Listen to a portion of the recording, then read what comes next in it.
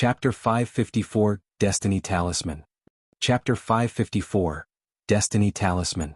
A big pavilion 5 kilometers away from the Great Jian ruins. Naturally, the ripening of the vermilion fruit could not be hidden from the nascent souls. This meant that a trial exclusive to the paragons had officially begun. Outside the pavilion, there were nascent souls from various sects and factions of the nascent soul. Although they maintained their composures, each of them revealed nervousness deep in their eyes. None of those nascent souls communicated much between one another. On the contrary, the perfected lords in the pavilion were much more relaxed comparatively. All of those nascent souls were from the 10 upper sects and 4 gentry clans and had strong confidence towards the paragons of their factions.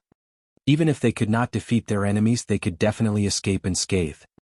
With casual attitudes, those nascent souls sipped their teas and chatted leisurely.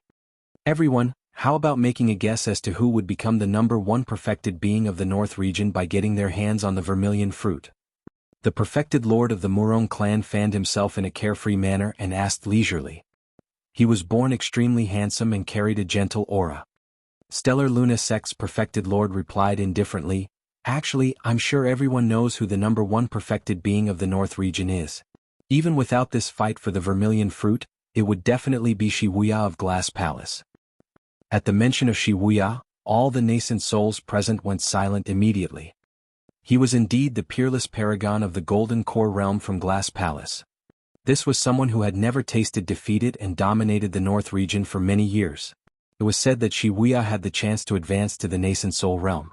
However, he did not take that step because he wanted to enter the ancient battlefield and meet with the talents of the world. The scariest thing was that he was less than 100 years old. He was way too young. As long as Wuya wanted, he could become a nascent soul at less than 100 years old. Furthermore, all the nascent souls present knew one thing. They knew that once Wuya advanced to the nascent soul realm, there was a high chance he would be able to kill them even if he was at early stage. It was normal for the legacy disciples of the 9 immortal sects and 7 fiend sects to kill beyond their levels. The perfected lord of the Taba clan was calm. "It's needless to talk about that. At least there isn't much activity from Glass Palace. I presume that Wuya wouldn't be interested in the vermilion fruit either. Without Wuya, it's hard to determine the eventual victor." As Taba clan's perfected lord and the others were discussing, a commotion broke out from outside the pavilion. There were nascent souls who withdrew talismans from their storage bags, some of which were already shattered into pieces. The arms of those nascent souls were trembling slightly and they were shaking their heads, sighing with dark expressions. Upon seeing that, the perfected lords of the 10 upper sects and 4 gentry clans in the pavilion smirked with a hint of mockery in their eyes. In the cultivation world there was such a thing as the destiny symbol. Upon entering nascent soul realm and cultivating an essence spirit, a cultivator can separate a trace of their spirit consciousness and inject it into a mystic jade to create a unique jade scroll known as the destiny symbol. The destiny symbol was correlated to the cultivator. Even if they were millions of miles apart, if the cultivator was dead and their essence spirit was destroyed, the destiny symbol would sense it and its spirit consciousness would disperse, resulting in the destruction of the destiny symbol. Therefore, in some major sects, they would have chambers to store destiny symbols with cultivators guarding them specifically. The moment a destiny symbol was destroyed, even if the cultivator related to it wasn't around, the sect would know that the person had already perished. A mighty figure from one of the 4 unorthodox groups of Tianhuang mainland, Thousand Crane sect, created a destiny talisman specifically for golden cores based on the concept of the destiny symbols, and it was widespread in the cultivation world. However, destiny talismans had clear range restrictions. The closer they were to their cultivators, the sooner they would receive the transmitted messages and the more accurate it would be. If the destiny talismans were 50 kilometers away from their cultivators, even if the latter died, nothing would happen to the destiny talismans. Right now, the nascent souls outside the pavilion were holding on to the destiny talismans of their golden cores. Those destiny talismans were already shattered. This meant that their disciples or successors have already perished within the ruins. The perfected lord of mystic firmament divine cult raised his chin slightly with a cold, haughty expression. Coveting the vermilion fruit with such mediocre capabilities? How laughable. Tisk, tsk. The perfected lord of dark ghost sect bared his yellow rotting teeth and cackled sinisterly like the cries of crows. I garner that those lads didn't even manage to get through the otherworldly soldiers. The nascent souls inside the pavilion laughed with relaxed expressions. Raising a cup of tea, the perfected Lord of Blood Mist Sect drank heartily and remarked indifferently, "Just a bunch of useless things that didn't know what's good for them." The moment he said that, his expression changed and he swiftly swiped across his storage bag, retrieving a destiny talisman. That destiny talisman was already shattered. That? Blood Mist Sect's perfected Lord narrowed his gaze and looked at it in disbelief. A moment later, he slapped the table and rose with a boundless killing intent surging within him. The teacup on the table flew into the air and exploded. The paragon of Blood Mist Sect that fought for the vermilion fruit was his favorite legacy disciple. Otherwise, he wouldn't have arrived personally and even crafted a destiny talisman for the paragon. However, he truly hadn't expected his legacy disciple to fall the moment the fight for the vermilion fruit had just begun. Earlier on, he was still mocking the nascent souls outside the pavilion, and yet, in the blink of an eye, his own disciple was already dead. This was truly a ridiculous insult. Blood Mist Sect's perfected Lord was so pissed that his arm was trembling and anger surged within him. Right now, he wanted to charge into the Great Jian ruins to see who murdered his disciple. However, there was no way the other nascent souls would let him do that. The reason why they were seated here was to prevent other nascent souls from interfering. Blood Mist Sect's perfected Lord grit his teeth and screened the other perfected lords in the pavilion, trying to make out something from their expressions. Mystic Firmament Divine Cult's perfected Lord extended his finger and rapped on the table a few times casually. "Fellow Taoist, please relax. It's normal to have casualties in fights between cultivators. Don't get worked up. Sit down and have some tea." Blood Mist Sect's perfected Lord was about to explode internally. How would he still have the mood to continue sipping tea? He glared at Mystic Firmament Divine Cult's perfected Lord and snarled coldly, "Your disciple must have murdered my successor." "Perhaps." Mystic Firmament Divine Cult's perfected Lord sneered. "Once this is over, I guess it's time for me to test out your skills. Do you think I'll be afraid of you?" Neither of them was willing to display weakness. Suddenly, Mystic Firmament Divine Cult's perfected Lord's expression changed and a destiny talisman appeared in his hands. The destiny talisman was already shattered. "Ha ha ha ha." Blood Mist Sect's perfected Lord burst into laughter and mocked. "Your disciple doesn't seem to be doing that well either." Mystic Firmament Divine Cult's perfected Lord was enraged and glared at the destiny talisman with a dark, grim expression. While the other nascent souls in the pavilion appeared calm on the surface, all of them were gloating internally. Dragon Tiger Sect's perfected Lord said darkly, "The two of you do sit down. There's no way of turning back now that things have come to this state. There's no need for you guys to get worked up." "That's right." Heavenly Piercing Sword Sect's perfected Lord said, "The fact that two paragons have perished in such quick succession shows the cruelty of this vermilion fruit fight. Before he could finish, Heavenly Piercing Sword Sect's perfected Lord sensed something and his face froze up as he withdrew a destiny talisman from his storage bag. Although the radiance of the destiny talisman was much dimmer, it was still intact. Heavenly Piercing Sword Sect's perfected Lord heaved a gentle sigh of relief. This meant that his successor was severely injured. However, at the very least he was still alive. Chapter 555, Kill with a Smile. Chapter 555, Kill with a Smile. Before long, Dragon Tiger Sect's perfected Lord's expression changed slightly and he withdrew a destiny talisman from his storage bag. His eyes filled with killing intent as he looked at the dense cracks on it. Immediately after, the perfected lords of the Yuan clan and Shadowless Sect sensed something. By the time the both of them withdrew their destiny talismans, it was already shattered. This time round, it wasn't just the nascent souls outside the pavilion. Even those that were inside could barely sit still. Apart from the nascent soul of the Dugu clan, there were 13 perfected lords from the 10 upper sects and 4 gentry clans in the pavilion. But now, through their destiny talismans, it showed that 5 paragons were already dead and 1 was severely injured. Naturally, those 5 perfected lords had terrible expressions and grim gazes, emanating with shuddering killing intents. The other nascent souls had equally morbid expressions. This was an abnormal situation. The 5 paragons that died came from the 10 upper sects and 4 gentry clans. How did these disciples and successors that were highly regarded in their respective sects die so easily? Furthermore, the 5 of them died too quickly.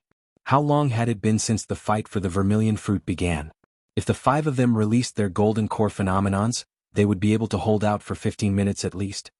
However, the signs felt as though the 5 paragons were suppressed overwhelmingly without any chance to fight back at all. Before long, a commotion broke out from the crowd outside the pavilion. Many nascent souls withdrew shattered destiny talismans one after another with shards scattering to the ground. The number of dead golden cores was rapidly rising. Those from the major sects and clans such as Blaze Columbus Valley, Dark Ghost Sect and the Murong clan withdrew their destiny talismans as well. All of those initially radiant destiny talismans shuddered at the same time. This meant that their disciples were experiencing immense impacts at the moment. Within a few dozens of breaths, the destiny talismans of those paragons dimmed significantly. Although Wang Yan of Blaze Columbus Valley's destiny talisman wasn't destroyed, it turned ash dark. It was obvious that he was severely injured. Snap. The destiny talisman in the hands of 7 Kills Sect's perfected lord shattered. Many other perfected lords were shocked. There were already 6 fallen paragons in the pavilion among the 10 upper sects and 4 gentry clans. Outside the pavilion, the shattered destiny talismans were uncountable. What happened in the Great Qian ruins? Rather than a fight between the paragons, this seemed like a major calamity for the paragons of the North region. The perfected lords of the Taba clan, Murong clan, Heaven Motion sect and other sects looked at the dull destiny talismans in their hands with uncertain expressions. It wasn't just the perfected lords of Blood Mist sect and Dragon Tiger sect etc. Even they were finding it difficult to sit by idly. The nascent souls had a weird feeling that something far beyond their control seemed to have happened. Everyone, we should check out the ruins. Suddenly, Blood Mist sect's perfected lord said with a dark expression. The reason why they were gathered here was initially to prevent other nascent souls from interfering so that the younger generation could fight for dominance. But now that their successors were dying one after another, the few of them could not take it anymore. Although Taba Feng's destiny talisman was intact, it had dimmed significantly as well. The perfected lord of the Taba clan hesitated for a moment before nodding. I agree. Let's head over to the Great Qian ruins to check things out. If nothing is amiss, we'll let those disciples continue with their massacre. The other perfected lords exchanged glances and agreed to it in silence. Let's go. Everyone exclaimed and left the place. Suddenly, a formidable spirit consciousness overwhelmed them. 2 figures flew over from the horizon not far away, a man and a woman, bedazzling and graceful as immortals. When they saw the 2 of them, the perfected lords of the 10 upper sects and 4 gentry clans were surprised and a hint of cautiousness could be seen from the depths of their eyes. Fellow Taoists, the fight for the vermilion fruit is a showdown between golden cores. Where are you guys going? Although the man's voice was calm, there was a persecuting tone to it. The perfected lords of the 10 upper sects and 4 gentry clans knew of the origins of this couple and remained silent. When the other nascent souls noticed the expressions of those from the Taba clan and others, they came to a realization and chose to keep quiet as well. However, not everyone noticed it. The nascent souls outside the pavilion came from all over the North region. Some of them were from minor sects while others were itinerant cultivators. Initially, everyone was already pissed off for being trapped here. When they saw that couple with the ancient attire, some perfected lords could not help but sneer. Old fogies, tell us your names. Where did you guys spout from? Fufu. The man smiled calmly and replied gently, Duanmu. Duanmu? The nascent soul who spoke was stunned and could not react in time. However, gasps could be heard from the crowd. Nascent souls of the Duanmu aristocratic family have arrived. If the Duanmu aristocratic family is here, the person behind him must be from the other aristocratic family, Ouyang. The nascent soul who spoke earlier on had an ashen expression and trembled in fear. In Tianhuang mainland, there were factions with ancient lineages that kept a low profile and lived in reclusion. Among them there were some aristocratic families. Although many cultivators have not heard of the names of those aristocratic families before, it was undeniable that each of them had massive foundations and immeasurable strength. Among the ancient aristocratic families, the strongest 3 were the renowned Eastern, Southern Palace and Western Gate aristocratic families of the cultivation world. The 9 immortal sects, 8 demon races, 7 fiend sects, 6 Buddhist monasteries, 5 heretical doctrines for unorthodox groups. These were the strongest factions of Tianhuang mainland, followed by the 3 aristocratic families. In the North region, there were two ancient aristocratic families, namely the Duanmu and Ouyang families. Although these two ancient aristocratic families could not compare to the three great aristocratic families in terms of strength and reputation, they were definitely superior to the 10 upper sects and 4 gentry clans. However, because they were high and above in reclusion for many years, cultivators at the bottom tier could not approach them and there were few people who knew about them. It was the same for Ethereal Peak. Although it was one of the 5 major sects of the Great Zhou dynasty, few people in the sect knew about the Duanmu and Ouyang aristocratic families. In fact, they may never come into contact through their entire lives. To think that the two great aristocratic families would make a move for the appearance of the vermilion fruit. Suddenly, Duanmu clan's perfected lord extended his hand and circulated his dermic powers. Instantly, a massive palm was conjured in midair, squeezing the nascent soul who spoke out of line earlier on. Poof! Before that person could make a single sound, he was smashed into a blood mist and his essence spirit was destroyed. Does anyone else have any opinions? Duanmu clan's perfected lord surveyed the surroundings and asked with a smile. It was dead silent outside the pavilion. That was the might of an ancient aristocratic family. They could kill with a smile and render groups of talents silent as crickets. The perfected lords of the 10 upper sects and 4 gentry clans revealed displeasure on their faces. Although they did not dare to say anything, they were cursing internally. At the same time, their doubts were finally unraveled. It was no wonder why so many paragons died the moment the fight for the vermilion fruit started. Even the paragons of the 10 upper sects and 4 gentry clans were dead or injured. It was because the two ancient aristocratic families of the North region had arrived. It was clear how terrifying the successors of the two ancient aristocratic families were, judging from their perfected lords alone. After residing in reclusion for many years, now that the two ancient aristocratic families have arrived, they were definitely bent on getting their hands on the vermilion fruit. Chapter 556 Descent of the Divine Turtle. Chapter 556 Descent of the Divine Turtle. Entrance of the Underground Cave. A young man rode on a massive and menacing tiger WRM, blocking Zimo's path forward. The man was extremely handsome, and although he exuded a dignified appearance, it was extremely ancient. He seemed like someone from the past rather than this generation. Maintaining his soaring serpent phenomenon, Zimo continued speeding forward and could vaguely hear exclamations coming from the crowd behind him. Ancient aristocratic family Duanmu? Zimo knew nothing about ancient aristocratic families. However, judging from the reactions of the successors of the North region's upper sects and gentry clans, he could tell that the ancient aristocratic families had strong backgrounds.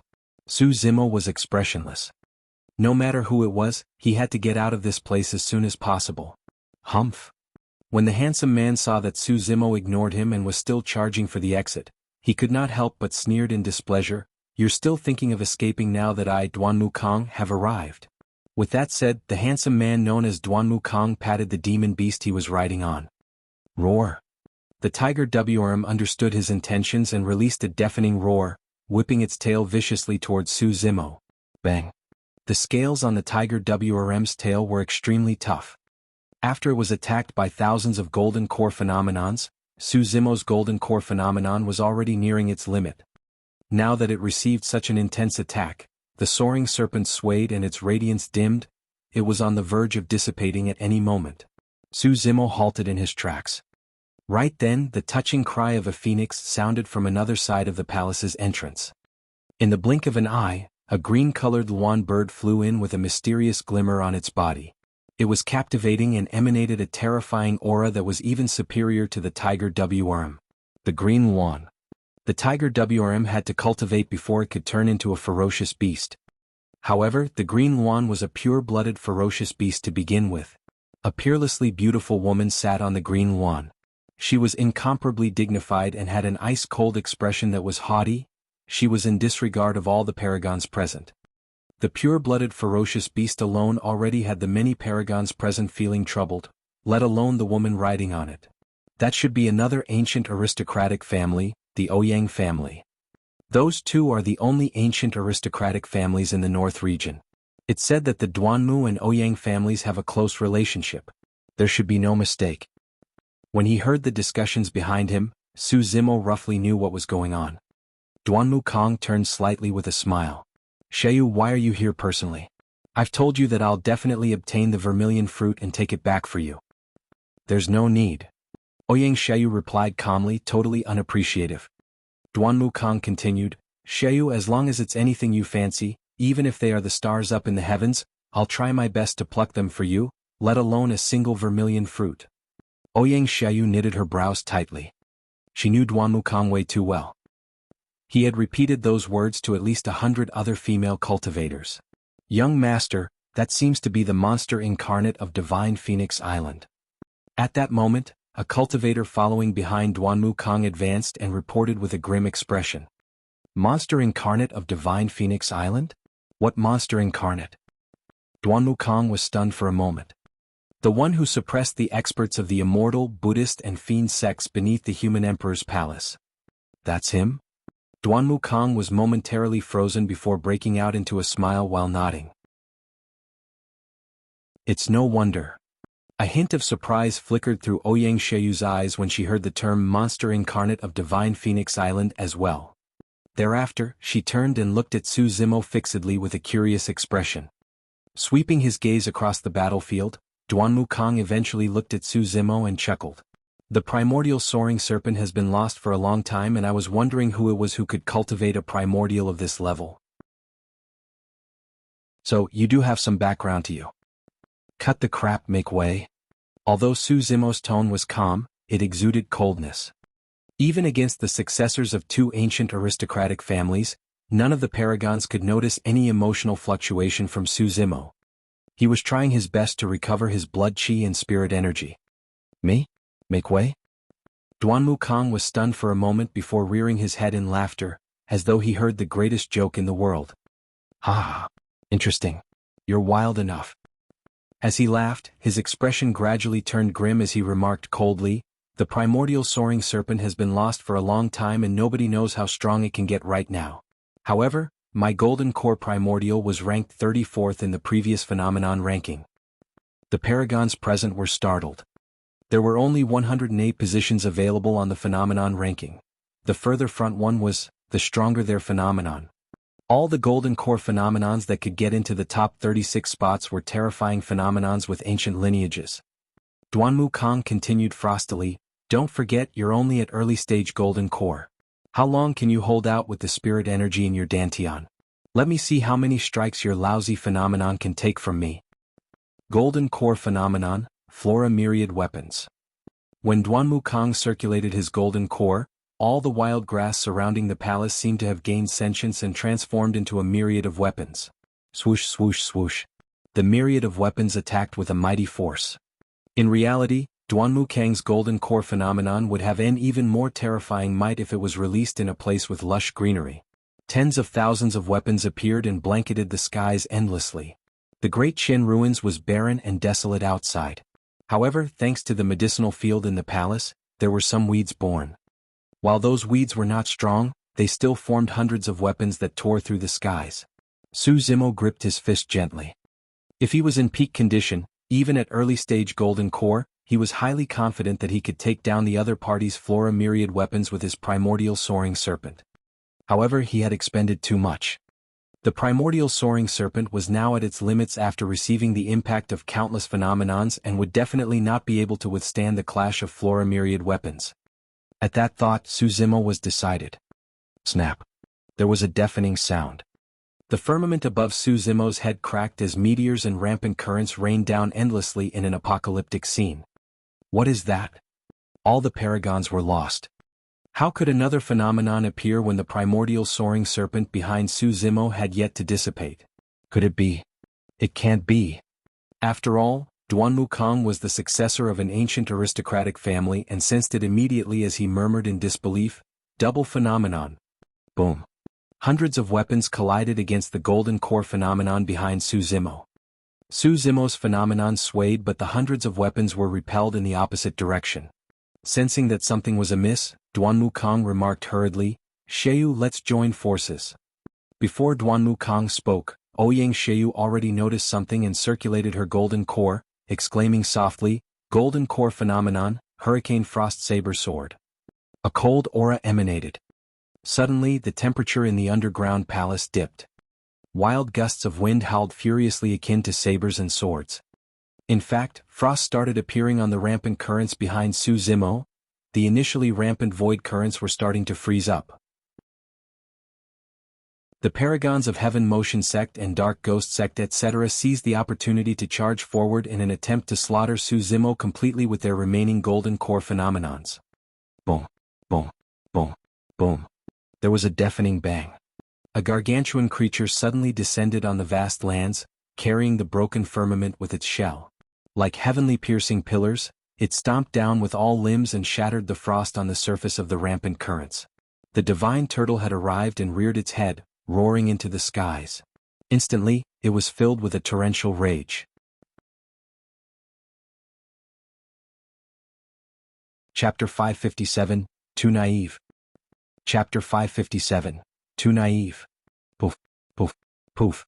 Some of the golden cores who rushed up wanting to seize advantage of the situation were locked by the terrifying power of the phenomenon the moment they closed in. Instantly their bodies were ripped apart and they died on the spot. Nearby, figures exploded one after another, turning into blood mists like tragic fireworks in a grisly scene. Far away, figures fell from midair one after another with lifeless gazes like raindrops. Their life forces were extinguished as they descended from the skies into their deaths. It was an extremely shocking sight. Mu Dongqing, Bai Yuhan and all the other cultivators that chose to stay out of the affair were all stunned. Their bodies trembled uncontrollably as fear filled their eyes. None of them had the capacity to wonder why two phenomenons would appear behind Zimo. They were stunned right away by the terrifying might released by the two phenomenons. It was way too scary. Although they were golden cores similarly, the power released by that person was so strong that it was unstoppable. Standing in midair, the monster incarnate of Divine Phoenix Island had a divine turtle appear behind him with a domineering aura. His gaze was electric, like an incomparable divine being blazing with flames all over his body. Against him, all the paragons of the North region seemed insignificant. They were like moths lunging towards the divine being only to be turned into ashes in midair. Initially, the Paragon of Heaven Motion Sect had a remnant golden core phenomenon around him. However, when the divine turtle descended and roared into the skies, his phenomenon shattered with a bang. The next moment, a formidable power of phenomenon surged into his body and destroyed his life force. Heaven Motion Sect's paragon spat out a huge mouthful of blood that was black in color. His organs were punctured by the power of phenomenon and had turned into sludge. Life force drained from within him rapidly in an irreversible manner as his gaze dimmed. Another paragon had fallen. The golden core phenomenon of Dark Ghost Sect's paragon was still existent with otherworldly soldiers charging from the back. They had bloodshot eyes and their long spears shimmered coldly, as though they could destroy everything before them. However, after the divine turtle descended, all the troops went silent. Lightning flashed and thunder crackled in the skies above as thunderbolts struck the divine turtle's shell one after another, causing sparks to fly everywhere. However, it could not penetrate the shell of the divine turtle and instead made it seem even more godly. On the other hand, those godly thunderbolts were destructive when they descended on the paragon of Dark Ghost Sect. The power of thunder was the most righteous and suppressive towards evil and ghosts. Malevolent ghosts would turn into ash when they were struck by the thunderbolts no matter how fierce they were. Snap! Lightning flashed. Dark Ghost Sect's paragon cried tragically and fell from midair billowing with black smoke. He was clearly dead after being struck by the thunderbolt.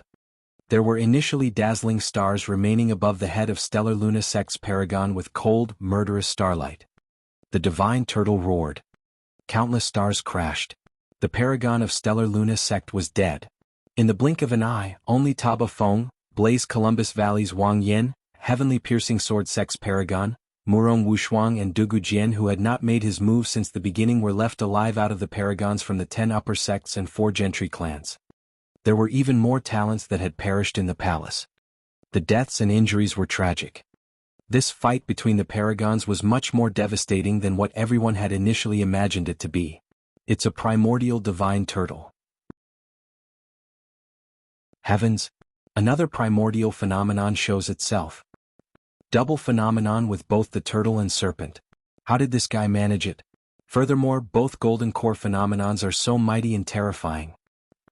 The raging city blaze behind Blaze Columbus Valley's Wang Yin had already shattered by now. Thankfully, he noticed something amiss with the situation and backed off a step earlier. When he saw the firmaments crack, lightning flash, raging currents surge and meteors raining, he realized something. That same scene had tormented him repeatedly in his nightmares for the past month. Most cultivators were not as fortunate as him. The primordial divine turtle had been lost for a long time and many paragons of the Golden Core realm could not recognize it before the divine turtle appeared. They were not the only ones. Even nascent souls from all over the place might not be able to recognize the origin of that phenomenon. Everyone swarmed up, wanting to encircle and kill Zimo while seizing the opportunity to steal his treasures. Unfortunately, the descent of the divine turtle along with the primordial soaring serpent, the might of a double phenomenon, was not something that they could defend against. In the face of the double phenomenon, Duanmu Kang and Ouyang Xiaoyu, the two successors of the ancient aristocratic families, were the only ones who could hold out. Double phenomenon. You're truly a monster incarnate. Duanmu Kang's handsome face had clearly turned somewhat menacing by now as he snarled, "It's a pity that you'll have to be buried in this ruins today." It was true that the double phenomenon was strong.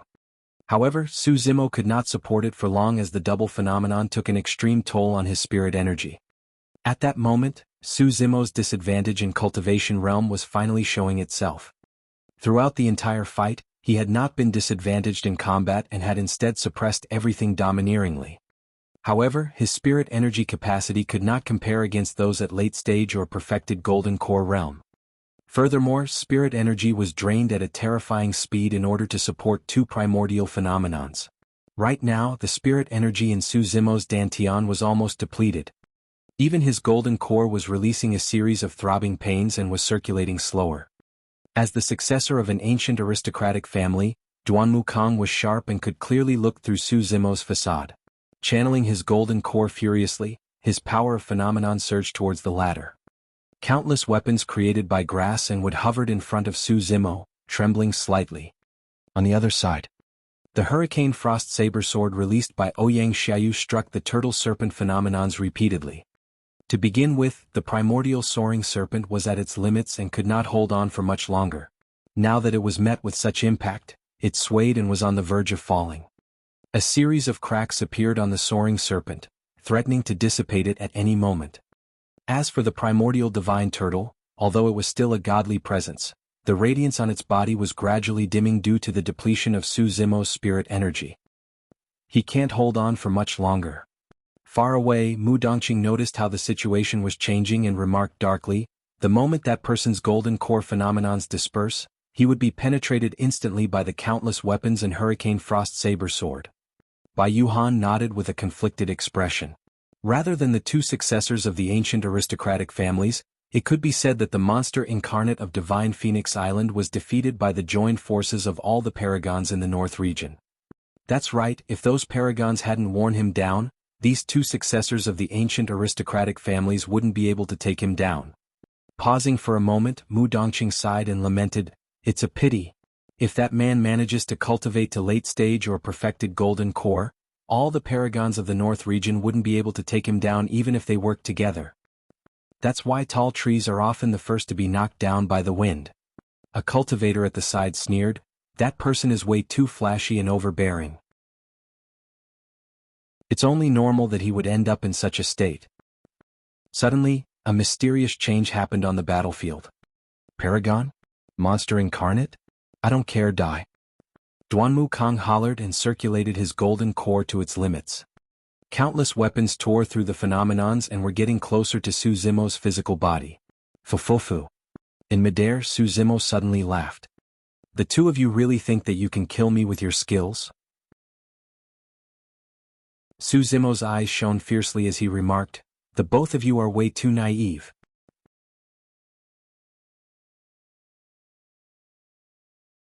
Chapter 558 Incompatibility Battle of Gods. Chapter 558 Incompatibility Battle of Gods.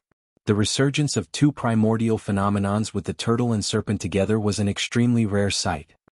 Unfortunately, Zimo was at early-stage Golden Core and his spirit energy had already depleted after fighting the paragons of the North region continuously and upholding two strong phenomenons.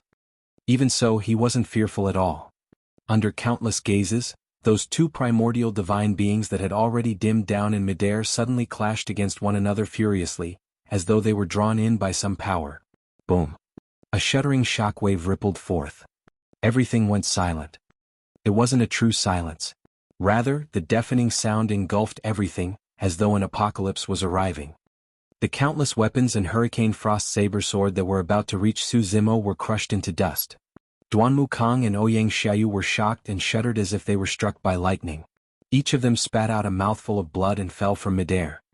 Both their golden core phenomenons were destroyed entirely. The divine turtle was a godly being of the water. The soaring serpent was a godly being of the flames. Water and fire were irreconcilable. The collision of the two phenomenons was a massive battle between the two godly beings and was equivalent to a terrifying amount of killing power released instantly. That was no longer merely the power of phenomenon. More than that, it contained the essence of a conflict in their natures. Su Zimo's process of core formation was not smooth, and he had endured endless hardship due to the repeated clashes between the powers of fire and water within his dantian. Time and again his flesh was torn apart and healed up. He even nearly died from an implosion. In the end, the two different powers of fire and water came to a temporary reconciliation and the turtle and serpent coexisted.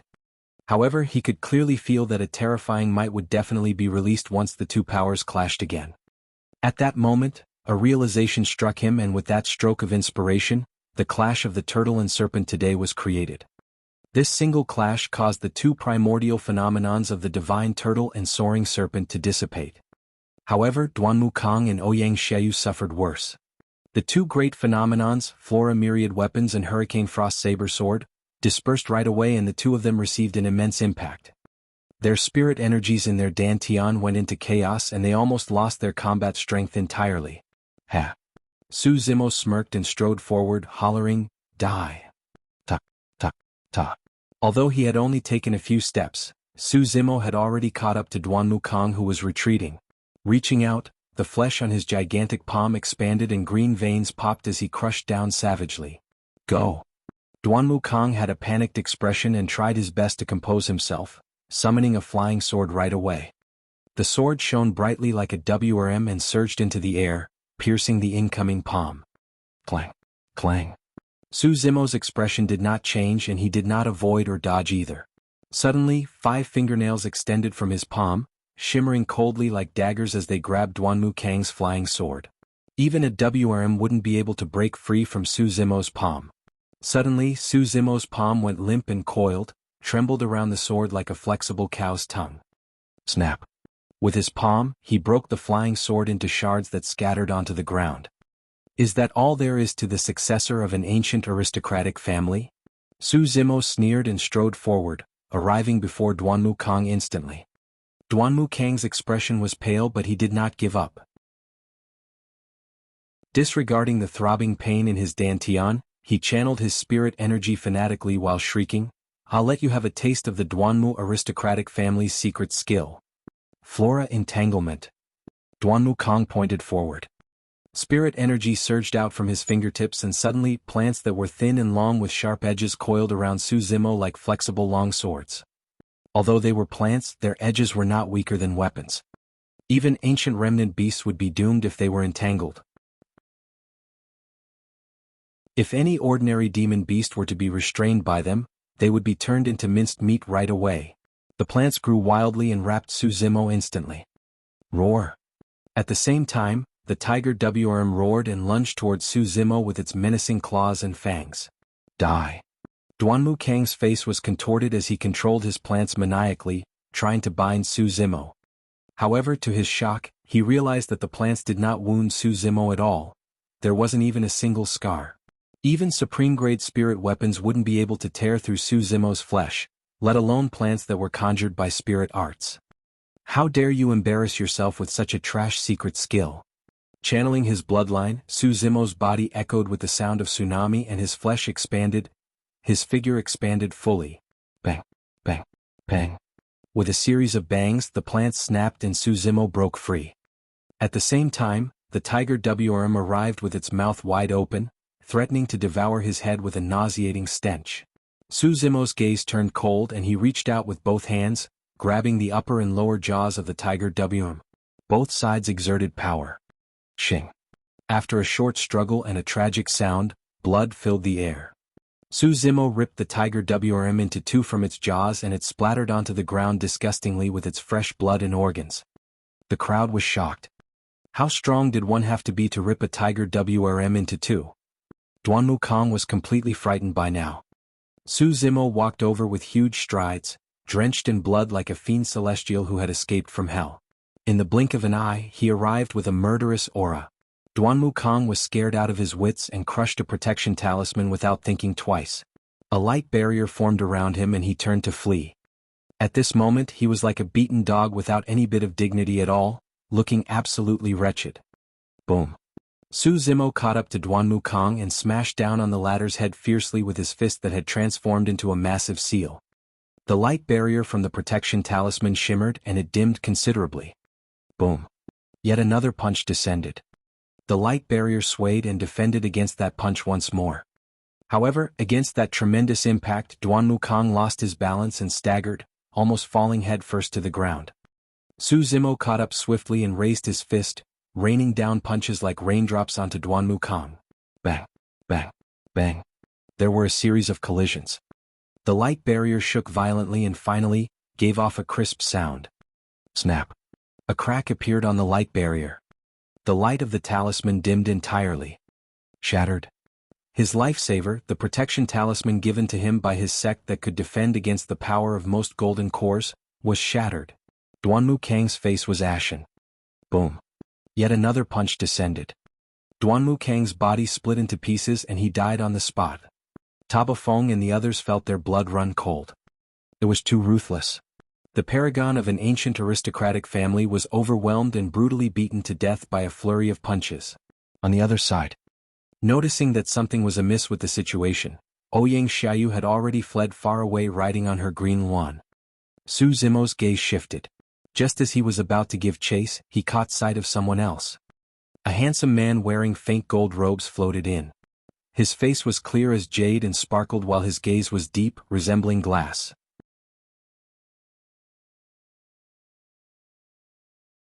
Chapter 559 Wuya. Chapter 559 Wuya. 5 kilometers away from the Great Qian ruins in the pavilion. The perfected lords of the Duanmu and Ouyang clans sat inside with relaxed expressions, sipping tea leisurely. Although the nascent souls outside the pavilion looked indignant, they did not dare to leave without permission.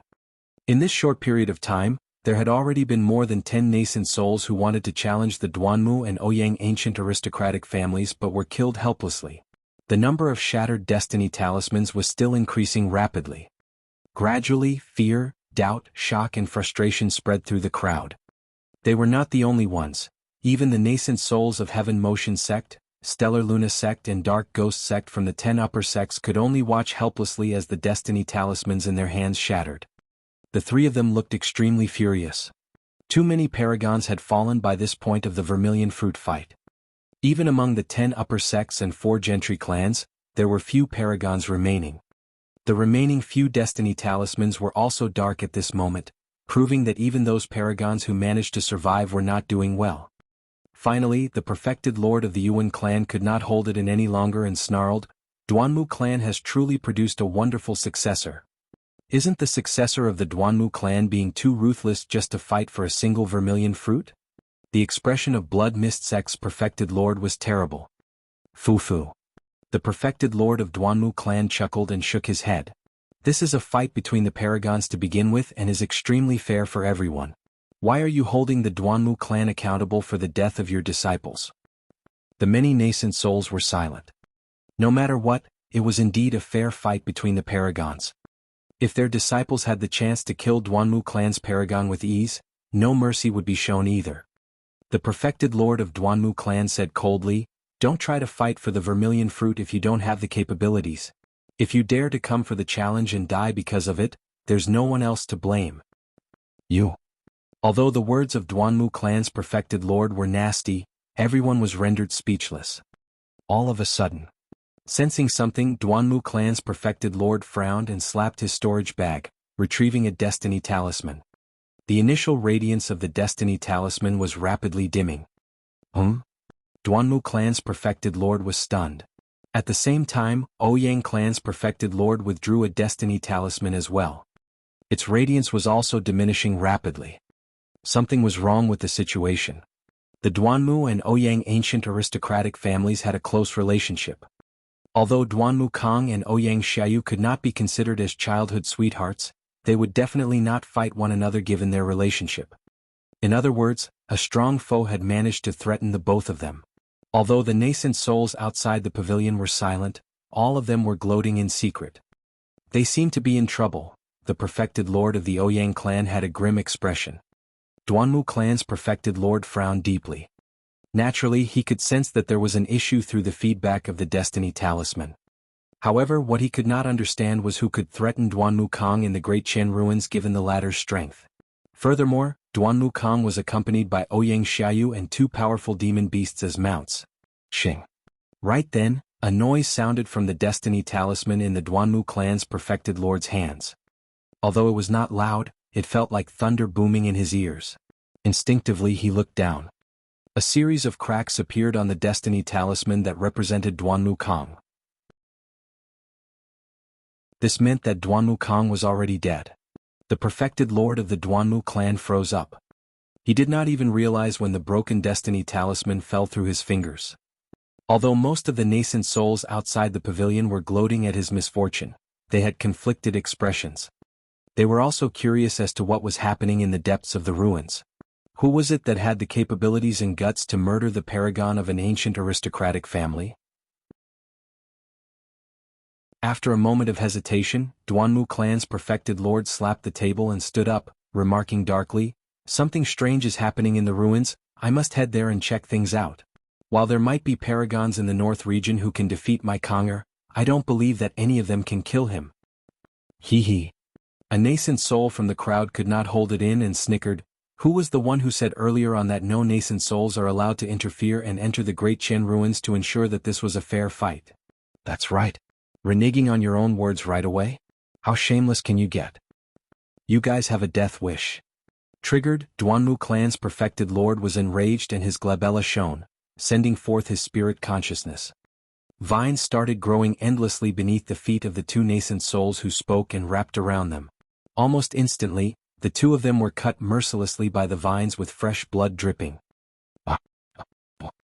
Both of them let out miserable wails. No matter how they struggled, they could not break free from the vines.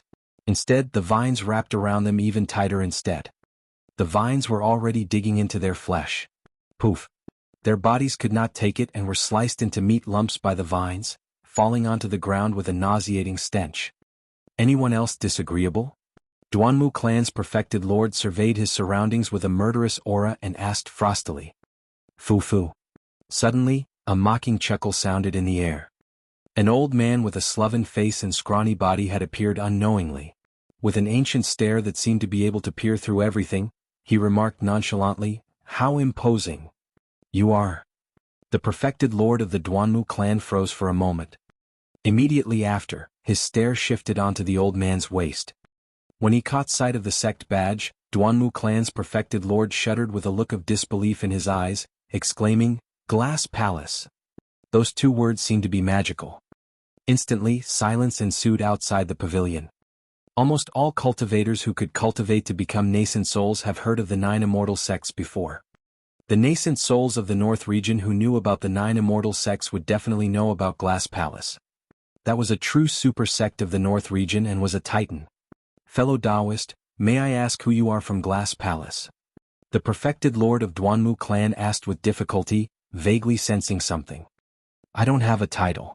I'm merely an old servant of the young master. The Glass Palace old man's tone was still calm. Why, young master, has he arrived? The perfected lord of Duanmu clan murmured softly with a bitter tone. He finally understood how Duanmu Kang died. If that man from Glass Palace arrived in the Great Qian ruins, even 10 Duanmu Kangs won't be a match for him. That was the #1 perfected being of the North region 30 years ago. That man could have entered nascent soul realm 10 years earlier. However, the reason why he did not take the step forward was because he wanted to enter the ancient battlefield 20 years later. Wuya of Glass Palace.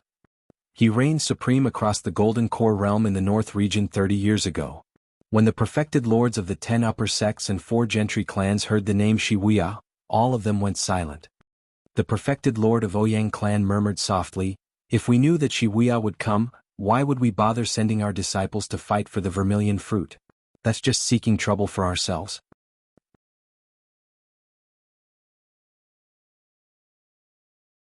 Chapter 560 Spar. Chapter 560, Spar. The handsome man in faint gold robes strode over unhurriedly. His eyes resembled stars and he possessed an indescribable confidence. Ouyang Xiaoyu rode on her green Yuan and was speeding with all her might to escape from the great Qian ruins. When she caught sight of that person she was stunned for a moment. Immediately she shuddered and her eyes shone with disbelief. "Fellow Taoist Ouyang, how have you been?" The handsome man smiled gently without retreating or evading. When he saw the green Yuan speeding over, he welcomed it instead. Under countless watchful stares, the handsome man extended his jade-white palm and raised it, pressing down gently on the void before him. The green Yuan was moving at such a fast speed that it looked like a streak of light. However, it came to a stop immediately. Zimo could clearly notice the green Yuan shivering slightly. That pure-blooded ferocious beast was in fear. Demon beasts had extremely sharp senses towards danger. The reason why the green Yuan reacted as such was because it sensed an immense threat coming from the handsome man. Against the handsome man, the green Yuan lowered its head motionlessly, as though it did not dare to look the handsome man in the eyes. All the cultivators were shocked when they saw that. Who was that man who was able to subdue a pure-blooded ferocious beast merely by extending his palm without the use of any weapons? Some cultivators shifted their gazes towards the sect badge on the handsome man's waist. Those who recognized the background of the handsome man could not help but shudder in fear. Taba Feng had a thoughtful expression. Even with his arrogant and overbearing personality, he shook his head at the moment and sighed gently. To think that even he would make a move for the vermilion fruit. The number 1 perfected being of the North region 30 years ago, Wuya. Murong Wushuang narrowed her gaze and uttered word by word. Enduring her internal injuries, Ouyang Xiaoyu stood up and greeted with cupped fists. "Greetings, fellow Taoist Shi. Anyone from the North region who would try and kill fellow Taoist Ouyang is truly someone who doesn't know how to cherish women," Wuya said with a smile. Ouyang Xiaoyu turned around and glared at Zimo spitefully. It was only until that moment that Wuya's gaze shifted to Zimo. Zimo was expressionless and his gaze was deep, staring at Wuya who was not far away peacefully without the slightest hint of fear in his eyes.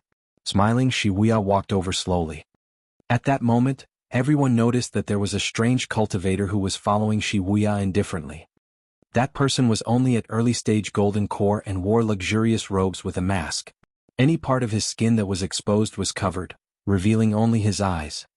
For some reason, when Zimo swept his gaze across the masked cultivator, he had a strange, indescribable feeling. In the blink of an eye, Wuya had already closed in. Zimo felt his hair stand on end. He finally understood how the green Yuan felt. Wuya gave off a terrifying aura that was absolutely chilling. Scanning his surroundings, Wuya asked nonchalantly, "Who plucked the vermilion fruit?"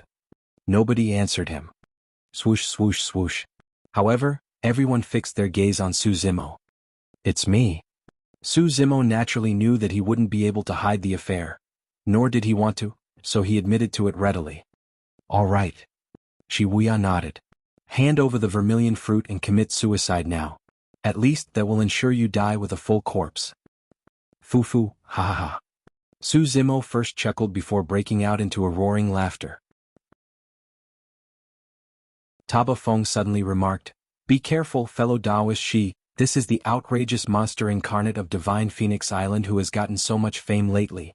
Back at the Human Emperor's palace, he defeated all the paragons there. Most of the paragons who died today died in his hands as well. The monster incarnate of Divine Phoenix Island." At the mention of that title, Wuya laughed. A look of pity and mockery could be seen in his eyes. "What a pity." Wuya looked at Zimo and sighed gently. "You're about to die today. By the likes of you? By the likes of me." Both of them exchanged gazes with raring battle intent. Neither of them backed off. Hushed discussions broke out in the crowd as well. What a pity for the monster incarnate of Divine Phoenix Island. There's no way he could be a match for Wuya now that his spirit energy is expended. That's right.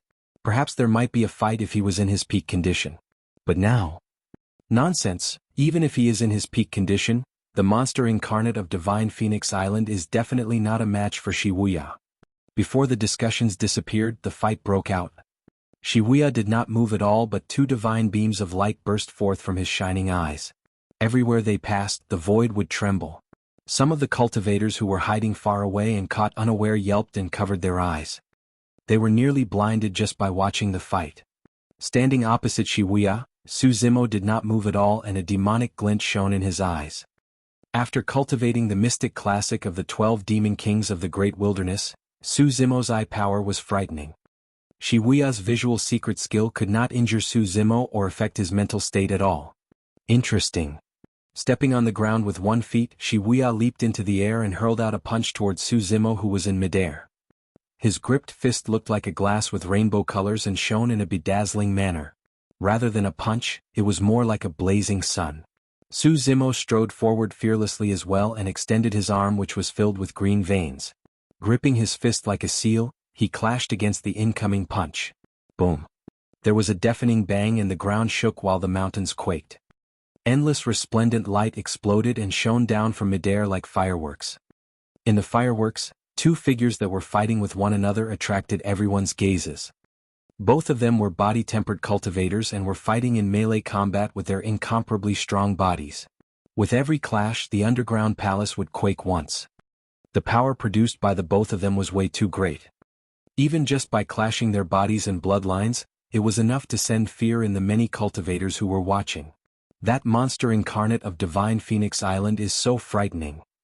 That's right. Even after killing countless people in a clash against all the paragons of the North region while killing most of the paragons of the 10 upper sects and 4 gentry clans, he still has the strength remaining to fight against Wuya. Wuya hasn't used his trump card yet, nor has he released his full strength. The moment he does that, this monster incarnate of Divine Phoenix Island is dead for sure. In reality, the toll on Zimo was great indeed. The spirit energy in his dantian had already dried up after fighting all the paragons and releasing 2 great phenomenons. Even without his spirit energy, Zimo was still extremely frightening. The burst of his body alone was something that most golden cores wouldn't be able to withstand. At that moment, Zimo was fighting fiercer and fiercer. Up till this point of his cultivation, it was rare for him to encounter a cultivator who could compare with him in terms of body tempering. However, at that moment, Wuya had conflicted feelings in his heart. Glass Palace was the sect that was best versed in body tempering in the entire Tianhuang mainland. At its ultimate level, Glass Palace's secret skill could even kill ancient remnant beasts and subdue pure-blooded ferocious beasts. Up till this point of his cultivation, Wuya had never encountered anyone who could match him in melee combat. But now he was extremely troubled after meeting Zimo. Tsunami blood. This successor of Divine Phoenix Island had actually managed to cultivate his bloodline to the Tsunami blood realm. What was even more terrifying was that the melee combat techniques released by the successor of Divine Phoenix Island were extremely tricky. Tough and gentle at the same time, they resembled an anaconda coiling a massive mountain, a spirit monkey scaling a cliff. In fact, there were a couple of times when he felt that his life was threatened.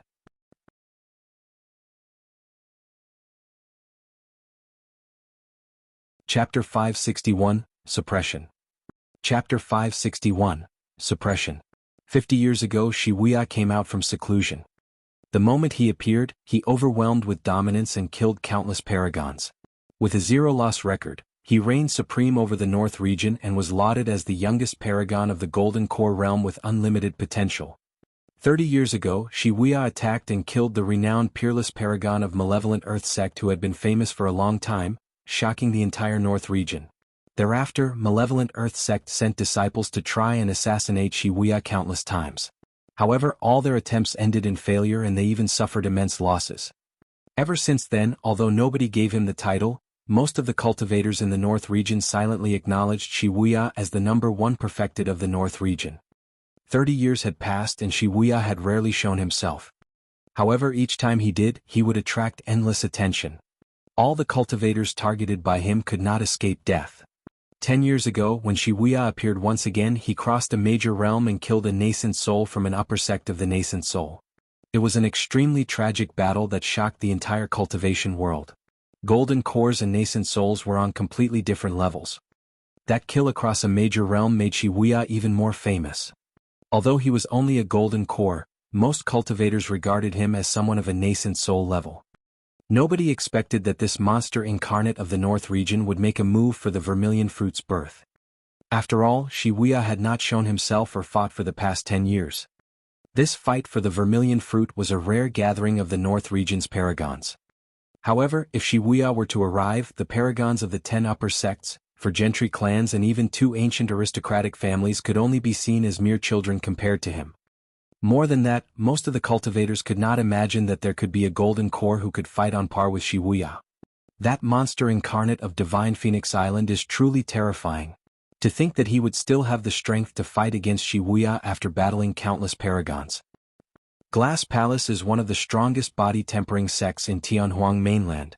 How did that monster incarnate of Divine Phoenix Island cultivate such that he's able to stand against Wuya?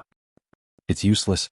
Wuya hasn't shown his true strength yet, and that monster incarnate of Divine Phoenix Island is already exhausted. That's right. If Wuya were to release his golden core phenomenon, that man is dead for sure. As everyone discussed, a change happened on the battlefield.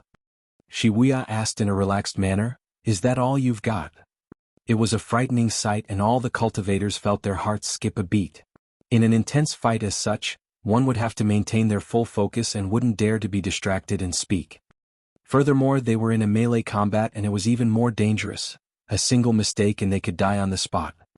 But now Wuya seemed like he was extremely relaxed. "If that's all you've got, I'm sorry, you're going to die." Wuya remarked coldly, "That's because I'm only at 50% of my strength." The crowd was in shock. His strength was already this terrifying at 50%. Which golden core could defend against his 100% in that case? Boom. The both of them clashed once more. Suddenly, Zimo laughed coldly and spoke with an unchanged expression. "What? I'm only at 30% here." He was concerned about revealing his identity, and as such, there were many moves that he could not release due to his considerations. He was not bragging with nonsense. However, those who were watching were none the wiser and would naturally not believe him. Everyone thought that Zimo had already released his trump cards entirely after fighting against the paragons, releasing 2 primordial phenomenons that were destroyed and eventually using the turtle-serpent collision at the end to kill Duanmu Kong. Furthermore, everyone could tell that Zimo had exhausted his spirit energy.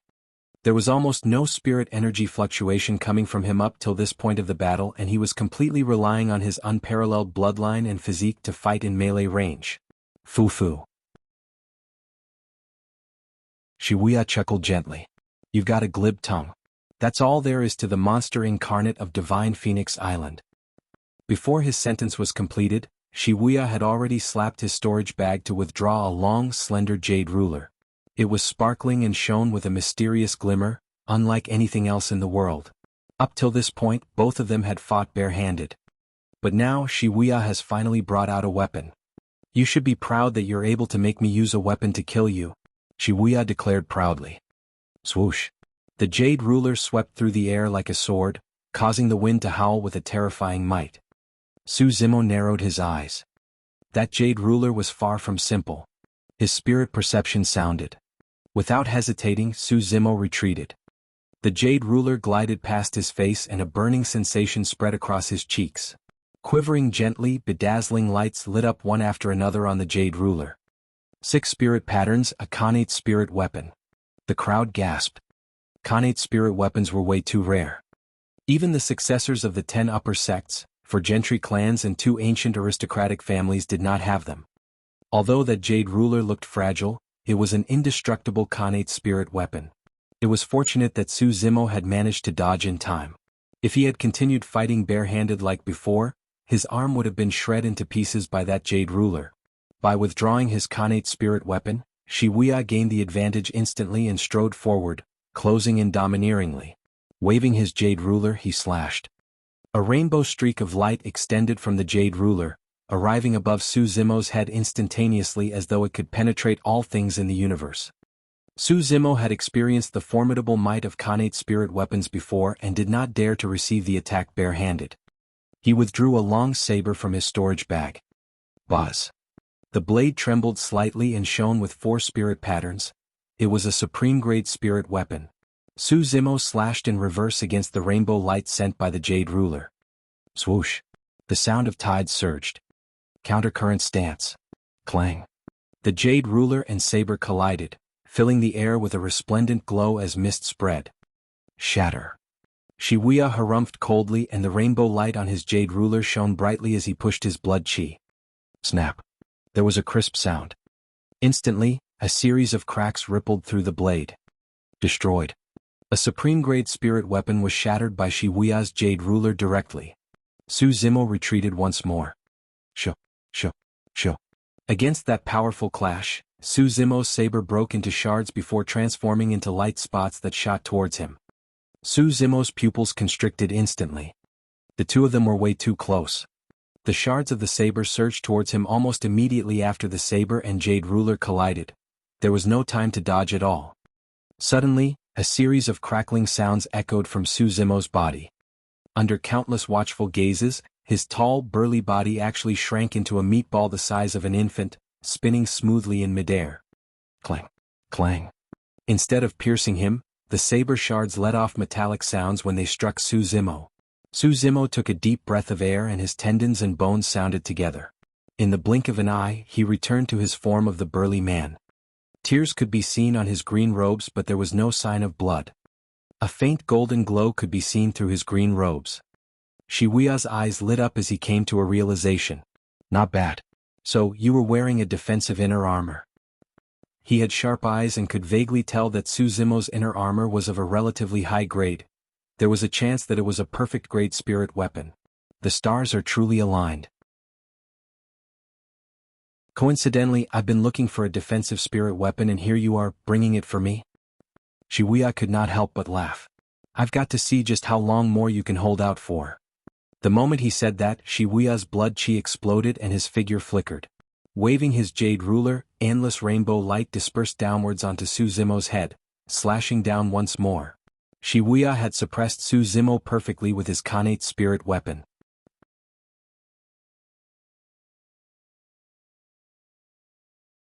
Chapter 562 Demon Form vs. Phenomenon. Chapter 562 Demon Form vs. Phenomenon. Zimo did not dare to receive the Jade Ruler's attack head-on and could only dodge backwards. The Jade Ruler was a connate spirit weapon. Given Wuya's strength, even a supreme-grade spirit weapon would be smashed into pieces by his ruler. The only way was for Zimo to use his Blood Quencher or Coiling Dragon Seal. However, he would not be able to conceal his identity if he summoned those two weapons. The Jade Ruler shone with a resplendent rainbow light in Wuya's hands.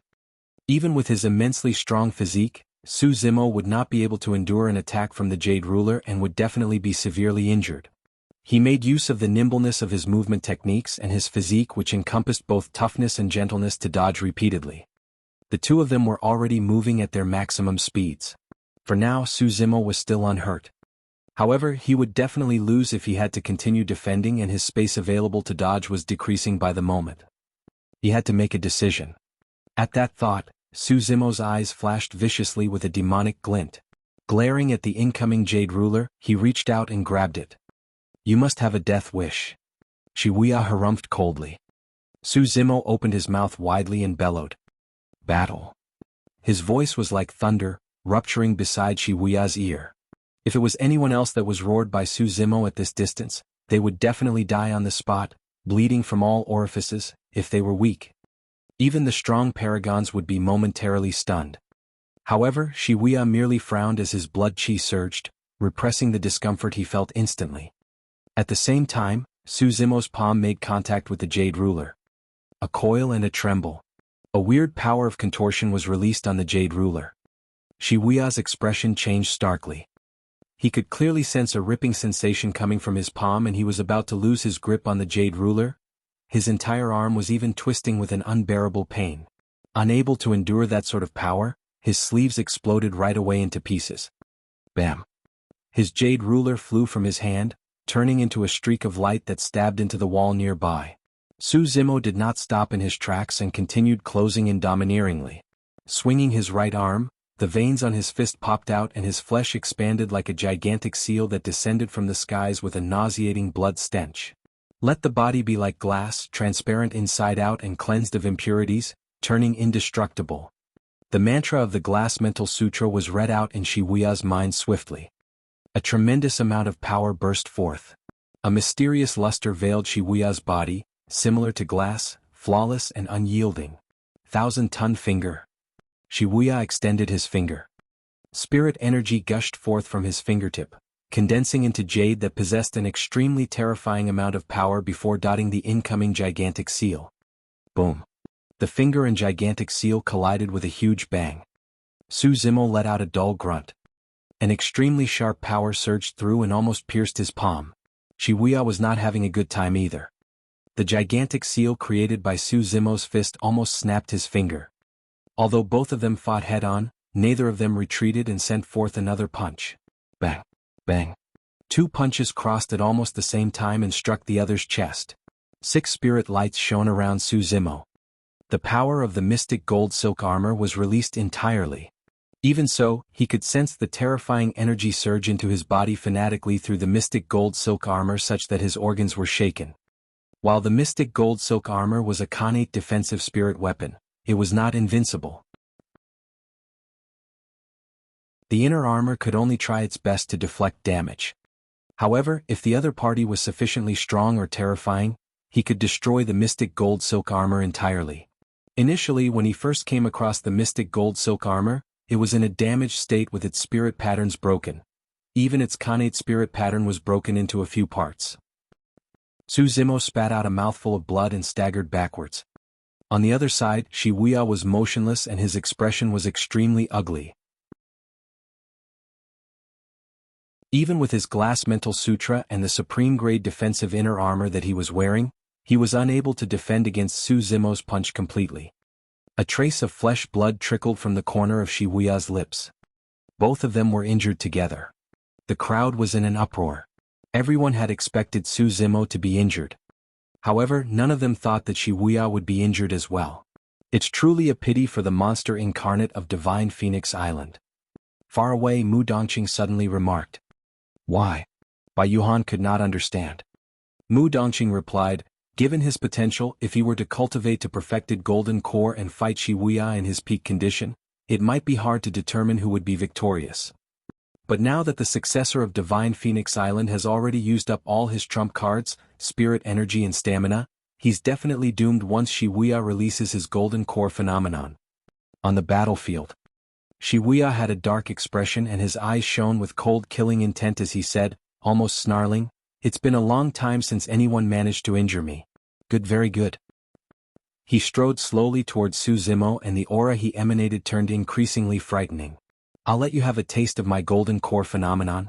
Glass divine light. The moment Wuya said that, a brilliant and colorful radiance shrouded him in a bedazzling manner. Glass divine light, the 13th spot on the previous phenomenon ranking. This was truly a strong phenomenon passed down from history that managed to get into the top 20 for every single phenomenon ranking. You should feel proud that you can die to glass divine light. Wuya stood in the air and looked down at Zimo with a gaze that seemed like he was looking at an ant. Fu. Zimo smiled. Many cultivators were stunned, thinking that Zimo had gone mad. If they were in his position, none of them would be able to smile. How do you think I managed to suppress the paragons of the immortal, Buddhist and fiend sects beneath the human emperor's palace?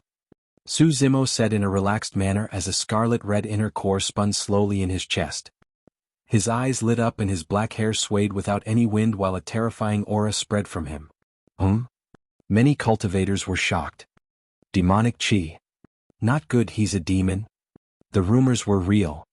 There were too many rumors regarding the monster incarnate of Divine Phoenix Island, some of it overly ridiculous, such that many cultivators who had not witnessed it personally would not dare to believe. It was only at that moment that everyone realized why he was called a monster incarnate. Crackle. Bang. Bang. Bang. Zimo's tendons and bones sounded at the same time as his flesh expanded. Right in front of everyone he released his blood chi and his body expanded. In the blink of an eye, he grew more than 100 feet tall, akin to a mighty fiend celestial with a torrential ferocity. The green veins on his body popped and extended like snakes as every single inch of his muscles protruded and knotted together, shimmering with an unyielding metallic luster. One after another, menacing ancient demons spawned around his terrifying body and surrounded him. The raging bull, stone bear, anaconda, sanguine ape. All of those demons had bloodshot eyes and murderous auras. Roar! When the ancient demons bellowed together, the world shook. All the cultivators shuddered and went dead silent. Standing in the middle of 7 ancient demon kings, Zimo was like a godly being with a bright gaze. His aura was domineering and was not inferior in the face of Wuya's golden core phenomenon.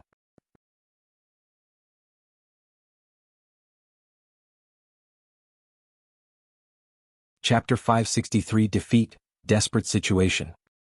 Chapter 563 Defeat, Desperate Situation. Heavens, what's that? A wave of shock and astonishment could be heard from the crowd. The paragons of the North region were shocked. None of them had witnessed such a situation up till this point of their cultivation. That figure that was more than 100 feet tall stood in the middle of the battlefield like a towering godly being, exuding its might in all directions with a torrential aura. Against this godly being, Wuya was like an insignificant ant. If not for his ancient phenomenon, Wuya's aura would have been overwhelmed by the monster incarnate of Divine Phoenix Island completely. So you're just a beast. Wuya circulated his golden core with all his might and the power of his phenomenon surged. The glass divine light glowed brilliantly. Although that ancient phenomenon merely released a rainbow-colored light and did not seem like it had any monumental aura, its might was extremely frightening. Any cultivator that was touched by that rainbow light would have their flesh and blood crystallized, turning into ice-cold figures without any life. A single touch could cause them to shatter into pieces. Most spirit weapons would shatter on the spot if they were engulfed by the rainbow-colored light. Even supreme-grade spirit weapons would not be able to escape that fate. The fact that it was called a divine light was proof of the might of this ancient phenomenon. Its godly authority could purge all ghosts and deities. Normally speaking, even pure-blooded ferocious beasts wouldn't be able to withstand the killing power of glass divine light.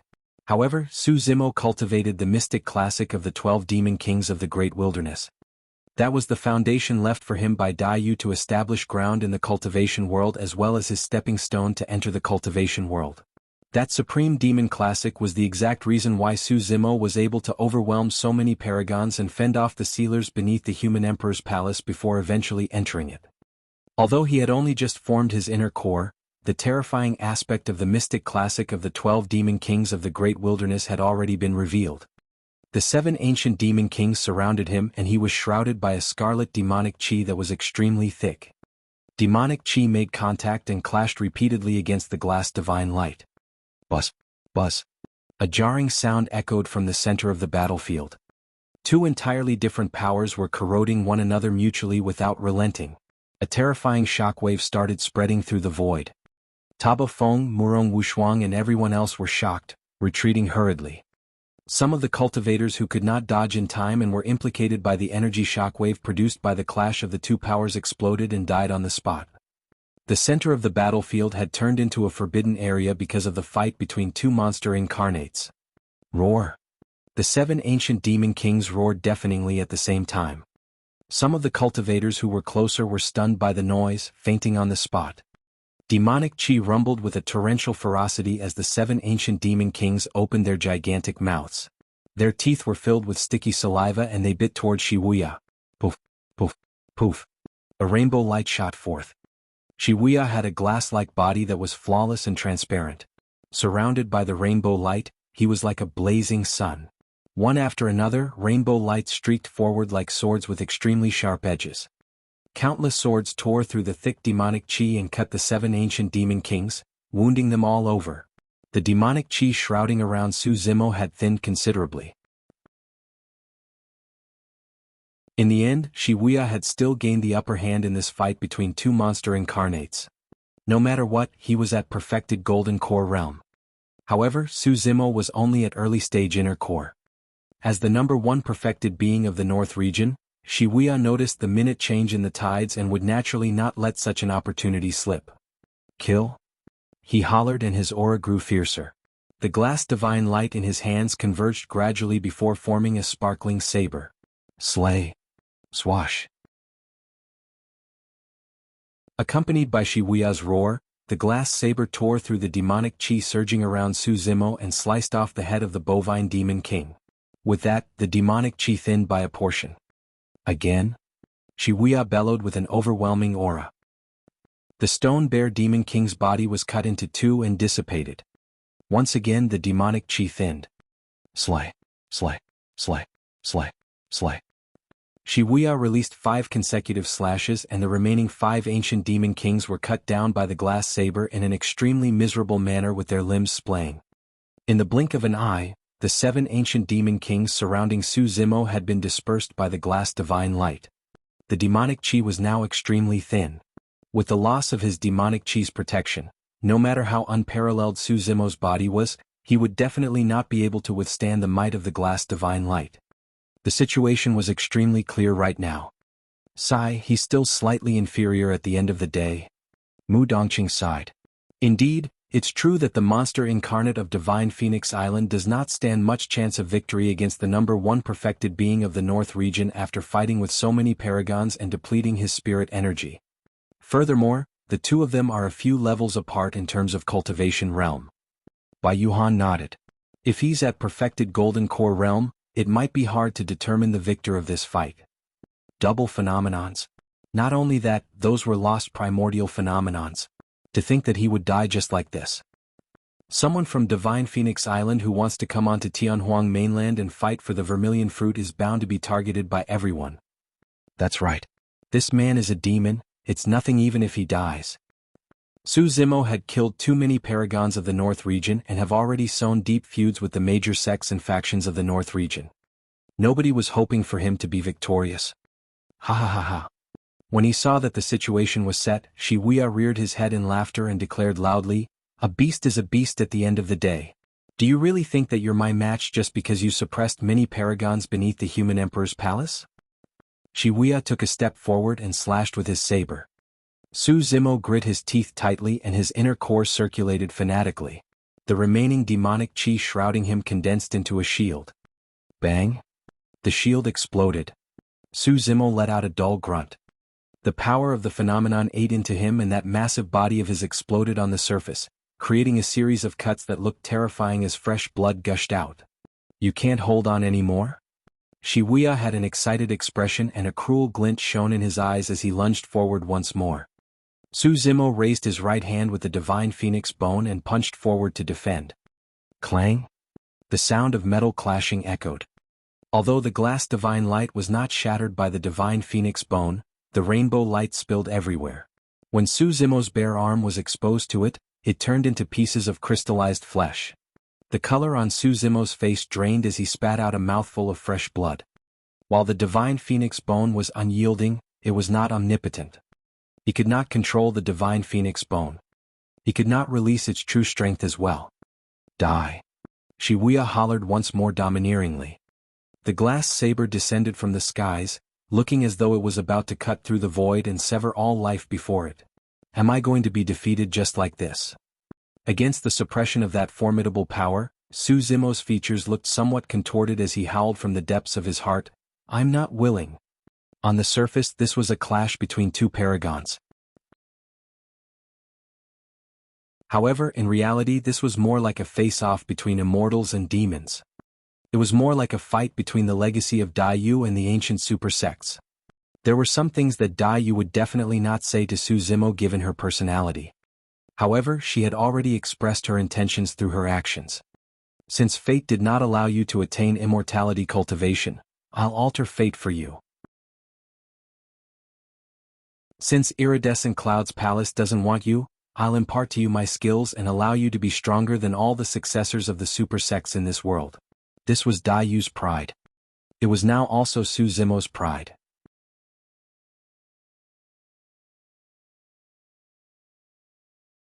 Chapter 564, Burst. Chapter 564, Burst. 8 years ago, Dayu transformed into a butterfly and left without a trace. However, Zimo had never felt lonely during this period of time. Perhaps, Dayu had been keeping watch of him from some other world. Furthermore, Zimo was convinced that his future would not lie in Tianhuang mainland. There would come a day when he would finally break through this void before him and travel to that foreign world in his pursuit of Dayu. He wanted to go and meet her. He wanted to arrive before her and tell her, "I'm here." It did not matter if the path ahead was filled with obstacles. It did not matter if it was an endless hell before him. It did not matter if countless strong foes wanted to stand in his way. Nothing could waver Su Zimo's determination. At the thought of Dayu, Su Zimo was filled with a sense of courage. When he thought about her, he could not help but recall her domineering and imposing methods. How could the mystic classic of the 12 demon kings of the great wilderness lose? How could Dayu lose? How could I lose? Not willing. Su Zimo reared his head and roared into the air. With the circulation of his inner core, his blood chi rose, his tendons and bones echoed together, his blood marrow gushed and his organs trembled. Body tempering, tendons transformation, bones strengthening, marrow cleansing, organs refinement, orifice clearing, core formation. All 7 sutras flowed through his mind. A series of strange sounds came from that body that was 100 feet tall. It seemed as though someone was chanting those sutras relentlessly. With the support of that sound, the turtle-like cracks on Su Zimo's body healed at a speed visible to the naked eyes. The gradual gathering of the sound seemed to have triggered something and released a shuddering energy. Su Zimo's eyes lit up as he welcomed the incoming glass saber. The demonic chi in his body surged and he charged forward instead of dodging or retreating. "You're asking for death." Wuya's gaze was vicious as he slashed forward savagely, gripping his glass saber with both hands. Boom. Su Zimo threw out a punch. At the same time, a gigantic demon beast could faintly be seen from the rumbling demonic chi behind him. It looked like a blood-colored butterfly that was vaguely discernible. There were 2 bright, round moons etched on the wings of the butterfly, resembling a pair of indifferent eyes. Su Zimo punched forward. The blood-colored butterfly did not move at all and those moon-like eyes on its wings flashed. An incomparably strong power cruised through Su Zimo's body, bursting instantly along with his fist. Boom. The saber collided against Su Zimo's fist with a resounding bang. Wuya's expression changed once again and from the depths of his eyes, a hint of panic and fear could be seen. Right in front of everyone, the glass saber in Wuya suddenly exploded. The rainbow light dispersed. Wuya's golden core phenomenon had shattered entirely. Shuddering, Wuya choked and could not help but cough out a mouthful of blood, as though he was struck by thunder. All the paragons of the North region exclaimed. Everyone witnessed the monster incarnate of Divine Phoenix Island fall into a desperate situation where he could die at any moment. Yet, for some unknown reason he suddenly gave off a burst and destroyed Wuya's golden core phenomenon instead. In the blink of an eye, the tides had reversed. The faint blood-colored butterfly behind Su Zimo had disappeared by now. However, without the protection of his golden core phenomenon, Wuya was definitely not a match for Su Zimo in his demon form. Boom. Su Zimo strode forward and extended his massive palm, crushing down in an encompassing manner. Wuya did not have time to dodge and could only raise his arm to defend reluctantly. Bang. A dull sound of defeat echoed as the 2 of them clashed. Wuya merely felt a sharp pain run through his arm and instantly, he was drenched in cold sweat. Su Zimo did not give him a chance to catch his breath at all. Both of them were rare prodigies in terms of melee combat and would naturally not give up on such an opportunity. He threw yet another punch down. It seemed like a supreme gigantic seal that was smashing down from the heavens, about to quake the mountains and ground. Boom. Wuya could only prop up both arms to receive the blow. Shuddering, he retreated once more. Yet again he coughed out a mouthful of blood that was now already blackish. His organs were shaken. Otherwise his blood would have definitely been red. At that moment Wuya could no longer feel pain in both arms. They were numb by now. Su Zimo was extremely precise in his timing such that Wuya did not even have the time to withdraw weapons, talismans or elixirs. If this continued, both of Wuya's arms would be snapped by Su Zimo within a few rounds. The 2 of them were extremely close. Wuya could clearly sense that Su Zimo's breath also carried a hint of blood stench. This meant that Su Zimo was already significantly injured through this battle. Right now both of them were at their limits. If he were to fight to the end he might still be able to win. However, Su Zimo's aura was way too overwhelming and sharp at the moment. After enduring a few hits repeatedly, Wuya had already given up on the thought of fighting Zimo to the end completely. He could not die. He was less than 100 years old. He was the #1 perfected being of the North region. At such a young age, his future had unlimited potential. As long as Wuya wanted to, he could even transcend to the Nascent Soul realm. Of course, there was no way he could do his breakthrough in such an intense battle. The ascension from the Golden Core to the Nascent Soul realm was a leap in quality. Even if he was the peerless monster incarnate of paragons, he could not guarantee a 100% success rate. Breaking through on the battlefield was equivalent to committing suicide. Even without outsiders interfering, a single distraction was enough for them to perish. Suddenly Wuya hollered, "What are you guys waiting for? This beast's blood chi is drained and he's only putting on a strong front. A simple attack from everyone together is enough to kill him here." That single statement proved that Wuya had lost. The reputation that he gained over many years was instantly destroyed at this moment. However, compared to his life, Wuya could not care any longer. As long as he stayed alive, he could get his hands on the vermilion fruit and everything that Zimo possessed. His combat strength would definitely be raised yet another level. At that time, he would even have a high chance of entering the top 10 of the phenomenon ranking once he enters the intermediate ancient battlefield. Perhaps, he might even be able to compete against Jian, the #1 of the previous phenomenon ranking. He was going to personally retrieve the reputation and dignity that he lost today. Nobody made a move. Even the masked man who accompanied Wuya did not move, watching everything with a cold gaze. He had his own selfish reasons as well. Initially, there was no chance for him to make a name for himself with Wuya riding over him. He could never get more resources in the sect compared to Wuya. But now, if Wuya were to die with the monster incarnate of Divine Phoenix Island severely injured, there would be a high chance he could be the last standing victor and get his hands on all the treasures. There were only 2 reasons why everyone else did not move either. On the one hand, the paragons of the North region still had a trepidating fear after being beaten by Zimo. On the other hand, they were still observing at the side. In a fight between 2 tigers, one was bound to get hurt. The wisest decision was for everyone to observe the battle from afar. Right now, it was not the best opportunity to strike yet.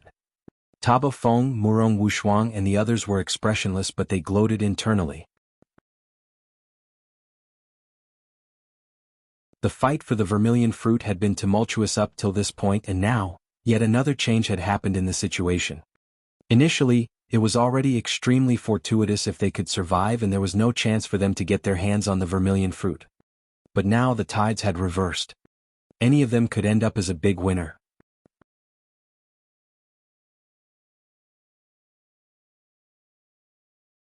Chapter 565 Fall of Wuya. Chapter 565 Fall of Wuya. The old man from Glass Palace stood in the pavilion expressionlessly with his hands behind his back, gazing in the direction of the Great Chen ruins with an indifferent stare. Although he looked scrawny as though a gust could blow him over, none of the nascent souls present inside and outside the pavilion dared to move. There was no longer any meaning to the vermilion fruit fight with Wuya's appearance. In everyone's opinions, the lives of the paragons of the North region were now decided by fate. The astute and sharp cultivators who chose to leave and give up on the vermilion fruit fight would be considered logical. If anyone wanted to challenge Wuya because of the vermilion fruit, they would be committing suicide. The nascent soul of Duanmu clan had a grim expression.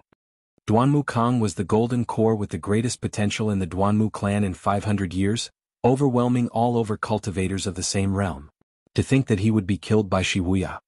Suddenly, the entire fight for the vermilion fruit seemed meaningless after knowing that Wuya had arrived. That was because everyone knew the outcome of the fight. It was no wonder why the paragons of the North region would suffer such an immense defeat. It was no wonder why even paragons of the 10 upper sects and 4 gentry clans fell one after another. It was no wonder why the situation could not be contained even with the appearance of the successors of the 2 ancient aristocratic families. Right now everything was clear. It was all because of Wuya. The many nascent souls remained silently, awaiting the final outcome. All of a sudden, the old man from Glass Palace, who was initially standing with his hands behind his back, frowned. Swiping his shriveled hand across his storage bag, he withdrew a destiny talisman and gazed at it. The radiance on the destiny talisman shimmered, as though it had received an immense blow. The old man from Glass Palace narrowed his gaze and a cold glint could be seen in his hazy eyes. The young master seems to have met with some trouble. Could there actually be a paragon in the North region who could challenge the young master? The moment that thought crossed his mind, the destiny talisman in his hands flashed repeatedly. After a momentary pause, the radiance on the destiny talisman dimmed gradually. The old man from Glass Palace was stunned. This was no longer any ordinary trouble. It seemed like Wuya was undergoing some unprecedented danger and could fall at any moment. The abnormal reaction from the destiny talisman attracted the stares of other nascent souls as well.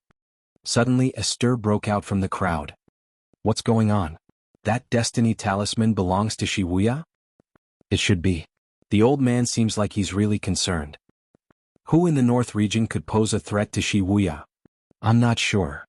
The old man from Glass Palace clutched the destiny talisman with an unpredictable expression. After a moment of hesitation, his eyes flashed with conviction as he declared coldly, a nascent soul must have infiltrated the great Jian ruins.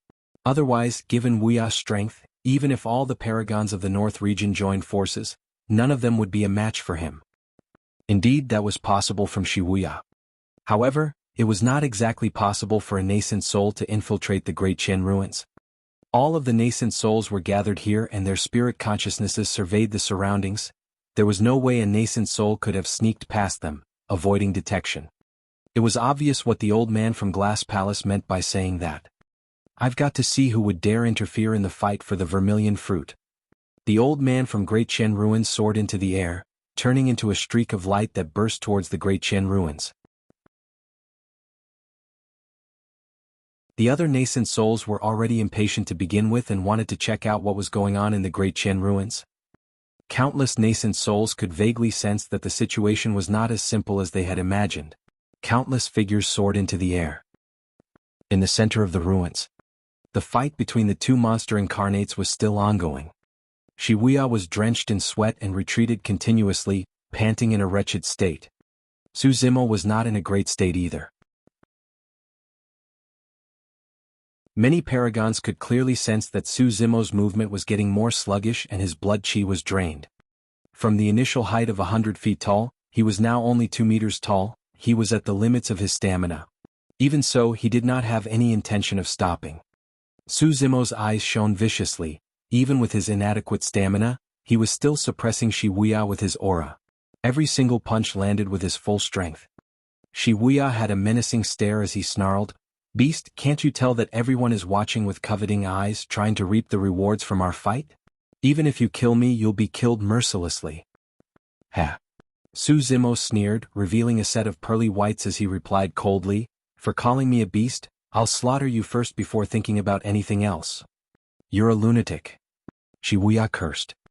His hair was disheveled right now and he no longer carried the air as the #1 perfected being of the North region. Snap!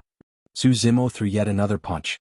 Instinctively, Wuya raised his arm to defend and the sound of a snapped bone could be heard. Pust! Wuya gasped from the pain and his expression changed starkly. He had cultivated the glass mental sutra constantly and his body was not weaker than weapons a long time ago. He might not even be hurt if he was struck by a supreme-grade spirit weapon.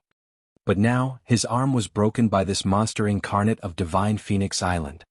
The snap of his arm shocked him greatly and he almost fainted from the pain. Naturally, his movements turned more sluggish as well. Zimo's eyes lit up. There was no way he would give up on an opportunity as such. Closing in domineeringly, he arrived before Wuya in a flash. Ah! Wuya howled and exerted the last of his strength, thrusting the only elbow that was left fiercely towards Zimo like a gigantic spear. Wuya could sense the aura of death. This was his final gamble before his death. Throughout history, there had been countless cultivators who gained the advantage the entire time only to be murdered in retaliation at a critical moment. Even with his stamina exhausted, that single elbow thrust was definitely enough to create a gigantic hole in Zimo's body. At that time, both of them would stand an equal chance at victory. Unfortunately, Zimo seemed to have predicted it. The moment he arrived before Wuya with a distance of less than a feet, Zimo's body suddenly turned flexible. Like an anaconda, he wrapped himself around Wuya's body. That move was extremely unexpected. Right from the beginning, Zimo's attacks had always been tough and unyielding. But now with that sudden change, Wuya's final gamble missed. At that moment, Zimo took a deep breath with his body wrapped around Wuya. To the many paragons, it seemed like there was truly an anaconda that was coiling itself around Wuya's body. It breathed in and its body expanded as it reared its head and hissed, as though it wanted to devour the sun and moon. Anaconda coil. That was a killing move from the mystic classic of the 12 demon kings of the great wilderness. It was a move that exemplified the limits of the flexibility of one's tendons. Bang, bang, bang. Zimo's body sounded as though an ancient god of war was strumming a bow. Unable to move at all, Wuya opened his mouth and a weird sound echoed from the depths of his throat, as though he was trying to breathe. One of the reasons why Anaconda Coil was a killing move was because it could suffocate someone. Wuya's eyeballs were bloodshot and bulged out as his face turned a frightening shade of purple due to the prolonged asphyxiation. Crack, crack, crack. The sound of bones cracking echoed. Wuya's tendons and bones were snapped by Zimo's Anaconda Coil.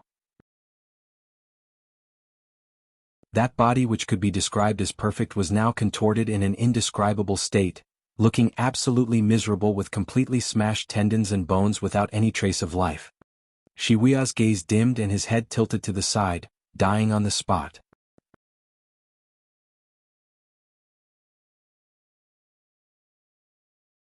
Chapter 566, Pass Through My Sword. Chapter 566, Pass Through My Sword. Wuya, the once #1 perfected being of the North region who dominated the cultivation world overwhelmingly and was completely unmatched across the same realm. For the past 30 years, although he rarely made an appearance, he was still an invincible existence of the Golden Core realm in the hearts of many major factions and sects of the North region. Nobody had expected this. Nobody thought that Wuya would make a move for the Vermilion Fruit fight. Less than that. The Paragons had not expected that Wuya would be murdered savagely with his tendons and bones snapped by someone else in the Great Jian ruins. Gazing at that mighty burly figure on the battlefield, a surreal feeling surged through the minds of the Paragons and they were overwhelmed by sadness. This was the cruelty of the cultivation world. Even if one cultivated to Wuya's level and possessed that frightening combat strength, they could still be killed mercilessly. No matter how glorious of a past they had, Paragons that died would be buried in the sands of time and be forgotten eventually. This Vermilion Fruit fight had far surpassed initial expectations of the Paragons. There were way too many Paragons that died. The ground was sprawled with corpses and blood-formed rivers. It was too tragic. Furthermore, up till this point, it was still uncertainty who would end up as the eventual victor with the Vermilion Fruit. There was only one thing that everyone was certain about. From this day forth, there was a new #1 perfected being of the North region. At the same time, that newcomer would die soon as well. Everyone could see Zimo's frailness at the moment. Right now, any random golden core could probably take his life.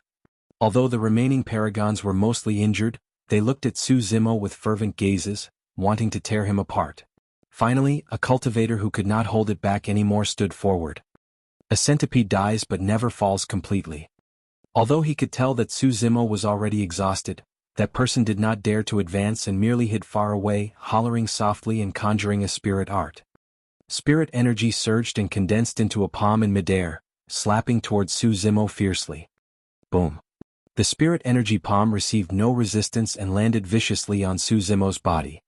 Zimo grunted dully and his legs wobbled, almost falling to the ground. At the sight of that, the Paragons were finally relieved. Fufu, so that's all there is to the legendary #1 monster incarnate. There's also a time when he's exhausted. He's nothing but a beast. How dare a beast try to snatch the Vermilion Fruit from all of us humans? How impudent. Heavenly Piercing Sword Sex Paragon wielded his sword and advanced towards Zimo slowly, smirking coldly with a murderous intent. Previously his chest was pierced by Zimo's saber. Although the wound wasn't deep, he was scheming and seized the opportunity to retreat due to the circumstances. He chose to observe coldly by the sidelines while retaining his strength. During this period of time, with the help of elixirs such as the blood-curing pill, the wound before his chest had mostly recovered. At this moment, all the Paragons were wounded and could not release their golden core phenomenons in a short period of time. The only one truly of threat to him was the masked man from Glass Palace. However, Heavenly Piercing Sword Sex Paragon could tell clearly that the masked man was at early stage golden core. He would definitely have the advantage if the two of them were to fight. The reason why he chose to stand out now was naturally to control the situation and suppress everything so that he could take advantage of the situation. Beast, why aren't you cocky anymore? Clang. Heavenly piercing sword sex paragon withdrew the sword hanging on his waist and slashed forward. A milky white sword beam flashed by. Instantly, a gash appeared on Zimo's thigh. Although it wasn't very deep, fresh blood seeped out right away. The reason why Heavenly Piercing Sword Sex Paragon did not aim to kill with that attack was clearly because he wanted to humiliate Zimo and trample on his dignity. Zimo did not move at all, as if he did not even have the strength to dodge. Although his face was pale, his eyes burned brightly in a terrifying manner. He was truly drained after killing Wuya. Furthermore, Wuya was a perfected golden core, the #1 perfected being of the North region. He was truly someone with frightening strength and had an extremely terrifying physique after cultivating the Glass Mental Sutra. After the repeated head-on clashes, Zimo had suffered rather serious injuries. Thin tears were appearing on his organs. If Wuya could endure for a little more, he might not have been the one who died. At that moment, Zimo did not retaliate and was merely silently healing up and recovering his stamina. He had the mystic gold silk armor, be it the spirit art of the first cultivator or the slash from Heavenly Piercing Sword Sex Paragon, both were external injuries that did not manage to hurt him at the core. Zimo had trump cards left as well. If he were to release them, the entire world would be overturned. When Heavenly Piercing Sword Sex Paragon saw that Zimo did not retaliate, he turned even more ferocious and continued forward. The sword in his hand trembled and created a flurry of swipes. Poof! Blood sprayed from Zimo's shoulders once again. Foo-foo. Heavenly Piercing Sword Sex Paragon chuckled, his eyes filled with mockery as he sneered, "Why? You don't even have the strength to fight back now?" Zimo merely smirked without replying. Sigh, to think that such a peerless monster incarnate would end up in such a state. Mu Dongqing shook his head and sighed gently, lamenting. Bai Yuhan remarked softly as well, even tigers and dragons have to suffer if they are trapped. This should be a tribulation in his life as well. If not for Wuya, he would have gotten out of this place long ago instead of being humiliated by these small fries now. He had no help at all. If anyone had stepped forth to offload some pressure from him, he wouldn't have landed in such a miserable state. Mu Dongqing sighed once more. Bai Yuhan nodded. That's right. Who would have the guts to stand beside him now and go against the entire North region? What kind of a monster incarnate is this? Just die. Heavenly Piercing Sword Sex Paragon felt uneasy and did not want to drag things out further. Finally, he made up his mind and slashed forward. His sword was aimed for Zimo's glabella. If that slash struck, Zimo's head would be pierced entirely. Zimo narrowed his gaze. Right as he was about to move, he suddenly frowned with a look of confusion. Buzz. The sound of a sword buzzing rang out. An incomparably brilliant sword beam appeared all of a sudden. That sword beam was magnificent and attracted everyone's attention. However, its speed was way too fast. It happened instantly. Nobody could see where the slash came from. Nobody could identify the trajectory of the slash. Nobody could identify the direction of the slash. However, everyone felt the killing intent from that slash. The sword beam dissipated. Suddenly, the battlefield went silent. The atmosphere turned extremely strange. Heavenly Piercing Sword Sex Paragon froze in his steps. His gaze turned dull. After a momentary pause, the long sword in his hand fell and a thin gash appeared on his throat, turning wider and clearer. Poof! A blood mist spewed out. Heavenly Piercing Sword Sex Paragon fell stiffly forward, dead. The crowd was in an uproar. Countless cultivators looked all around trying to seek out the person who attacked. There were not many sword cultivators in the North region. There were even less sword cultivators who could master such a terrifying sword technique to be able to threaten the paragon of Heavenly Piercing Sword Sect. Taba Feng and Murong Wushuang glared at a black-robed man in the middle of the crowd with conflicted expressions. They were shocked and surprised, but more than that, they were puzzled. The black-robed man held a pitch-black sheathed sword in his left hand. Slowly, he strode out from the crowd one step at a time. Surveying his surroundings with a hollow gaze that could not focus, he spoke slowly, "Anyone who wishes to kill him will first have to pass through my sword."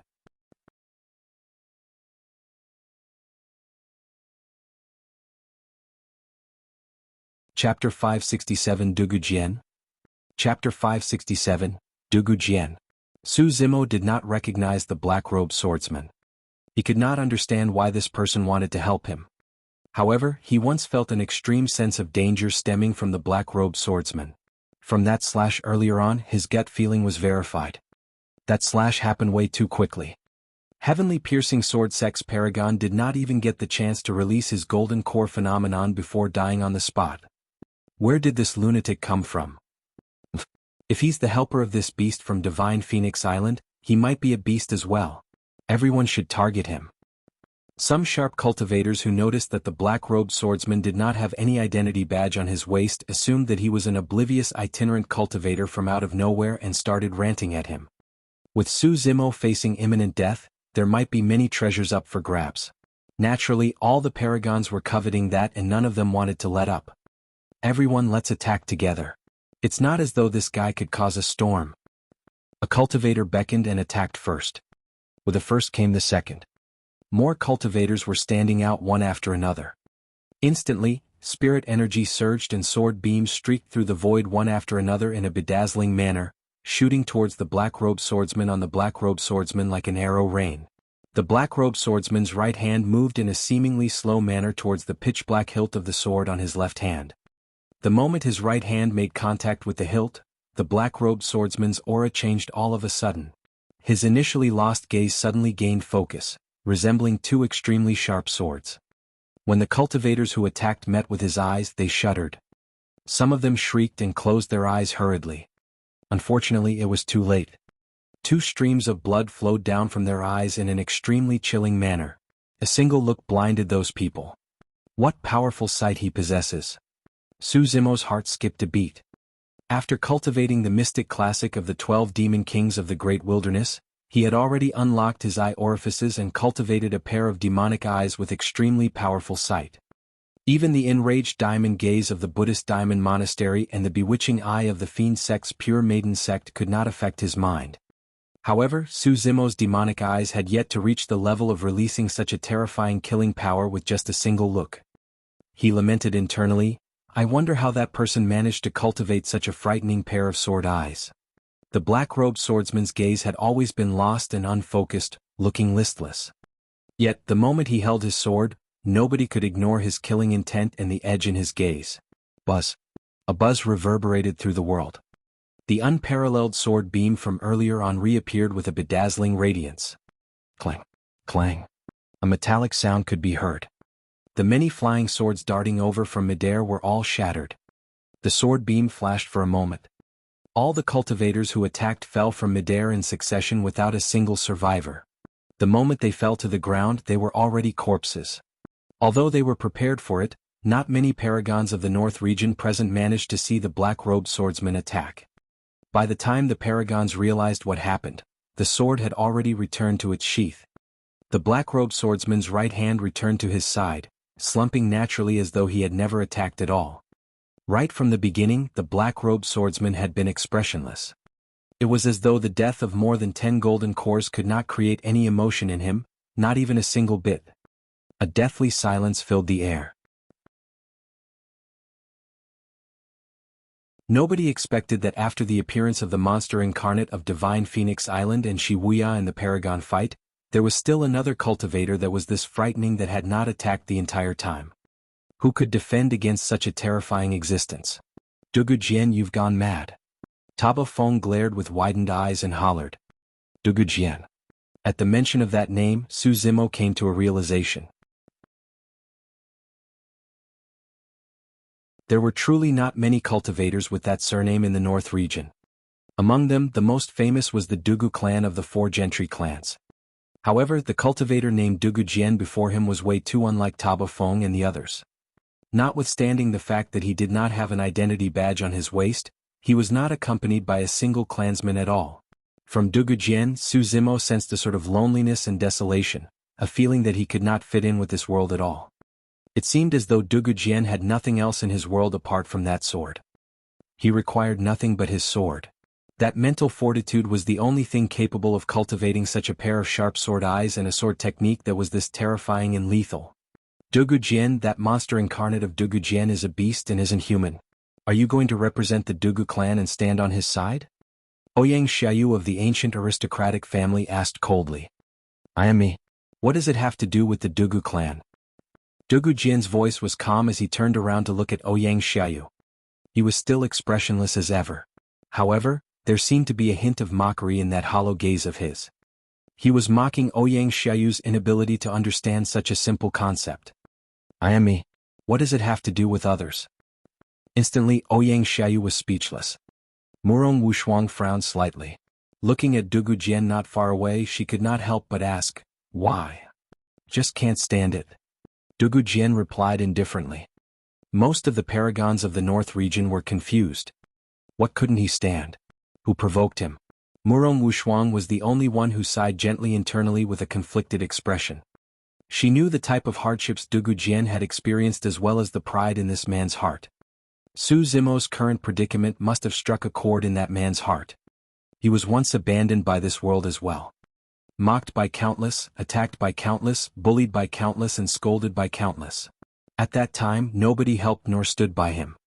This man had reached where he was relying entirely on the sword in his hand, one step at a time.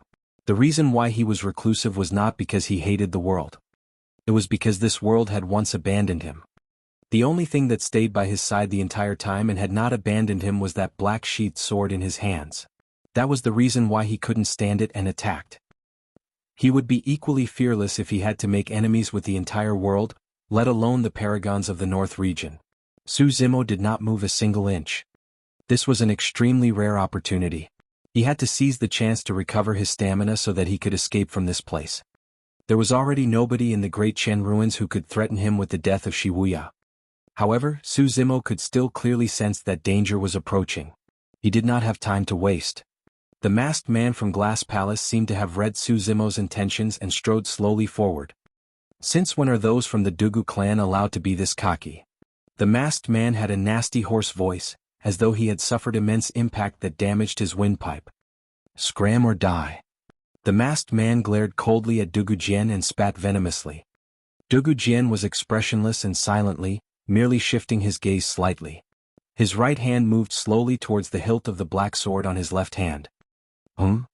Narrowing his gaze, the masked man's hair stood on end instantly. Buzz. A sword beam flashed. Dugu Jian did not say anything and merely replied with the sword in his hand.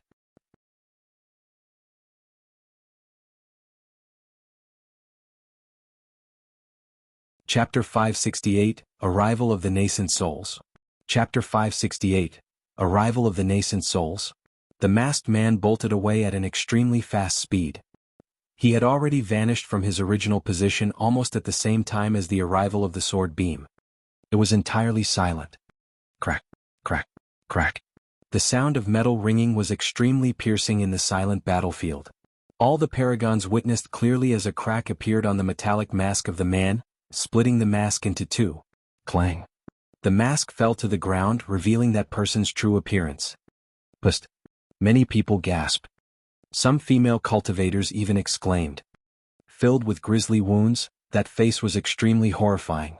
It looked nefarious like a malevolent ghost, as though it was eaten away by something. For some unknown reason, Zimo felt an indescribably strange feeling when he saw that face. Sensing the weird stares all around, the masked man had a venomous expression as he howled deeply with an endless hatred surging in his eyes. I'm going to kill you. The masked man strode forward with a torrential aura. Boom. One after another, streaks of rainbow-colored lights appeared behind the masked man with a frightening energy fluctuation that threatened to destroy everything in the world. Ancient phenomenon, glass divine light. Although the masked man's glass divine light was clearly not as terrifying as Wuya's, it was nothing to scoff at as well. After all, that was Glass Palace's legacy phenomenon. Heavenly encompassing swords. Clang, clang. The sound of swords buzzing reverberated relentlessly through the world. A series of sword cheese appeared behind Dugu Jian once after another, encompassing the entire firmament as they streaked over with a daunting might. Glass divine light was ranked 13 on the previous phenomenon ranking. Heavenly encompassing swords was ranked 40 on the previous phenomenon ranking. But now that the two phenomenons clashed, they were on even ground. On the one hand, the masked man's cultivation realm was only at early-stage golden core. On the other hand, the might of heavenly encompassing swords was truly pushed to its limits in the hands of Dugu Jian. In the hands of different people, the same golden core phenomenon would also release a different level of might. Fellow Taoists, if we don't strike now, all of you guys are going to be hunted once that beast recovers. Ouyang Xiaoyu surveyed the surroundings and declared coldly. She had already noticed that Su Zimo was recovering his stamina and channeling qi to heal himself. The paragons present looked hesitant. However, after exchanging glances, most of them were decided. If they did not give it their all now, it would be hard for a similar opportunity to present itself in the future. Kill? Someone strode forward and growled deeply. Kill, kill, kill. Many cultivators roared in unison with a mighty aura, as though they were bolstering their own courage as well. Flying swords and spirit arts filled the air. There was only a single target, Su Zimo, who was in the center of the battlefield. Su Zimo's eyes gradually narrowed with a vicious glint. Clang, clang. Before Su Zimo made a move, Dugu Jian waved his palm and directed a portion of the heavenly encompassing sword qi in the air to form a barrier that wrapped around Su Zimo. Bang, bang, bang.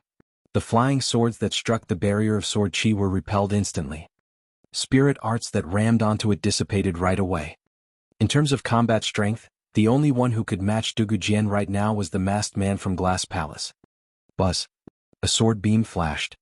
Dugu Jian had attacked once more. That slash seemed to transcend the void and arrived before Ouyang Xiaoyu instantly. The green wand was the first to sense the killing intent and burst in retreat with Ouyang Xiaoyu on it instantly. Poof. The sword beam shot into the green wand. It let out a tragic howl. Although it was a pure-blooded ferocious beast, it could not withstand Dugu Jian's slash. While that wound was not deep, when the sword qi entered its body, it destroyed all life within it almost instantly. The green wand was dead. Ouyang Xiaoyu's face was pale as a sheet as she barked hatefully with vengeful eyes. How dare you hurt my spirit beast, Dugu Jian? Dugu Jian did not reply. Another sword beam flashed. Poof. A scarlet streak appeared across Ouyang Xiaoyu's chest and her gaze dimmed gradually. Initially she was a blessed woman from the heavens.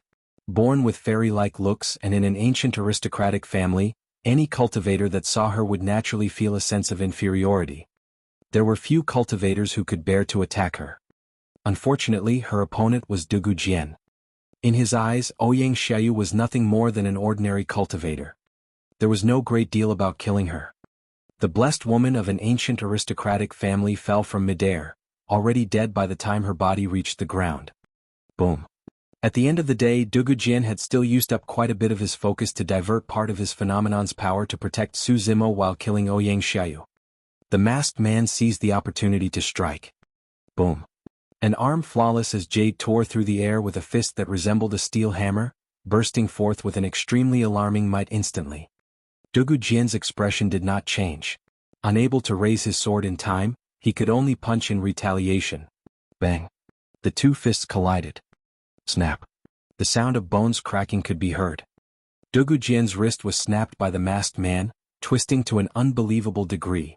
Glass Palace was the best versed in body tempering in the cultivation world. Glass Palace disciples, even if they were not Wuya, had extremely strong physiques and frightening melee combat strength that ordinary cultivators could not imagine. However, what everyone truly felt terrified about was Dugu Jian. Even with his snapped wrist, Dugu Jian was still emotionless as ever, as though that was not his hand and he did not feel any pain at all. He was way too calm. Dugu Jian was so calm that nobody could sense any trace of panic coming from him. Despite his snapped wrist, Dugu Jian did not stop at all and instead, raised his sword in reverse without giving the masked man a chance to follow up at all. The masked man retreated slightly slower and instantly, a bloody gash appeared on his chest. Poof. Once again, the masked man's expression changed as he spat out a mouthful of fresh blood. He could clearly sense an endlessly sharp sword qi surging into his body, trying to cut up his flesh, bones, tendons and organs. Hurriedly, he channeled his blood qi to suppress it. After spitting out a mouthful of blood, he managed to contain the wound and purge out the sword qi. Although it seemed like he gained the advantage in that exchange of blows, in reality they were on even ground. The only difference for Dugu Jian with his snapped left wrist was that he wouldn't be able to hold onto his sword sheath with his left hand. However, Dugu Jian's sword technique was completely unaffected and turned even more intimidating instead. A paragon was bound to die with every single attack of his. Both sides continued in the stalemate. All of a sudden, the sound of clothes fluttering through the air could be heard from the distant horizon. A series of incomparably strong auras surged forward, tearing through the air. The auras were wildly berserk, seemingly filled with rage as they sped over. Before they even arrived, an unnerving dominance had already engulfed everyone present. This aura. Nascent souls. Even nascent souls are alarmed, and there's so many of them. Instantly the crowd went wild. Everyone knew that they would definitely fade into the background the moment nascent souls interfered. It was unknown who the vermilion fruit would end up with eventually. That would still depend on the capabilities of the nascent souls. However, there was only one thing everyone was certain of: somebody was about to die. That person had slain way too many paragons of the North region and had offended almost all the factions of the North region. He was definitely doomed to die today.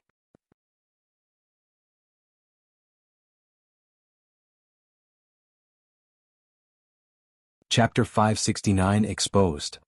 Chapter 569 Exposed. The might of the gathered nascent souls was horrifying, and all of the cultivators fighting stopped, not daring to act recklessly.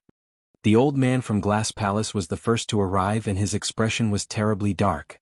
Although he had already rushed over with all his might after noticing that something was amiss, it was still too late. Wuya's destiny talisman was already shattered on his way here. Who was the person who could kill Wuya? There was definitely no golden core in the North region who could be a match for Wuya. Even if a nascent soul managed to avoid them and infiltrate the Great Jian ruins, wasn't there a chance for Wuya to escape if he could not defeat his foe? That was impossible. In the blink of an eye, the various nascent souls have already arrived. Their eyes were filled with endless shock as they looked at the corpses sprawled on the ground. They had expected this vermilion fruit fight to be a cruel test for the paragons of the North region. However, none of them expected it to be this tragic.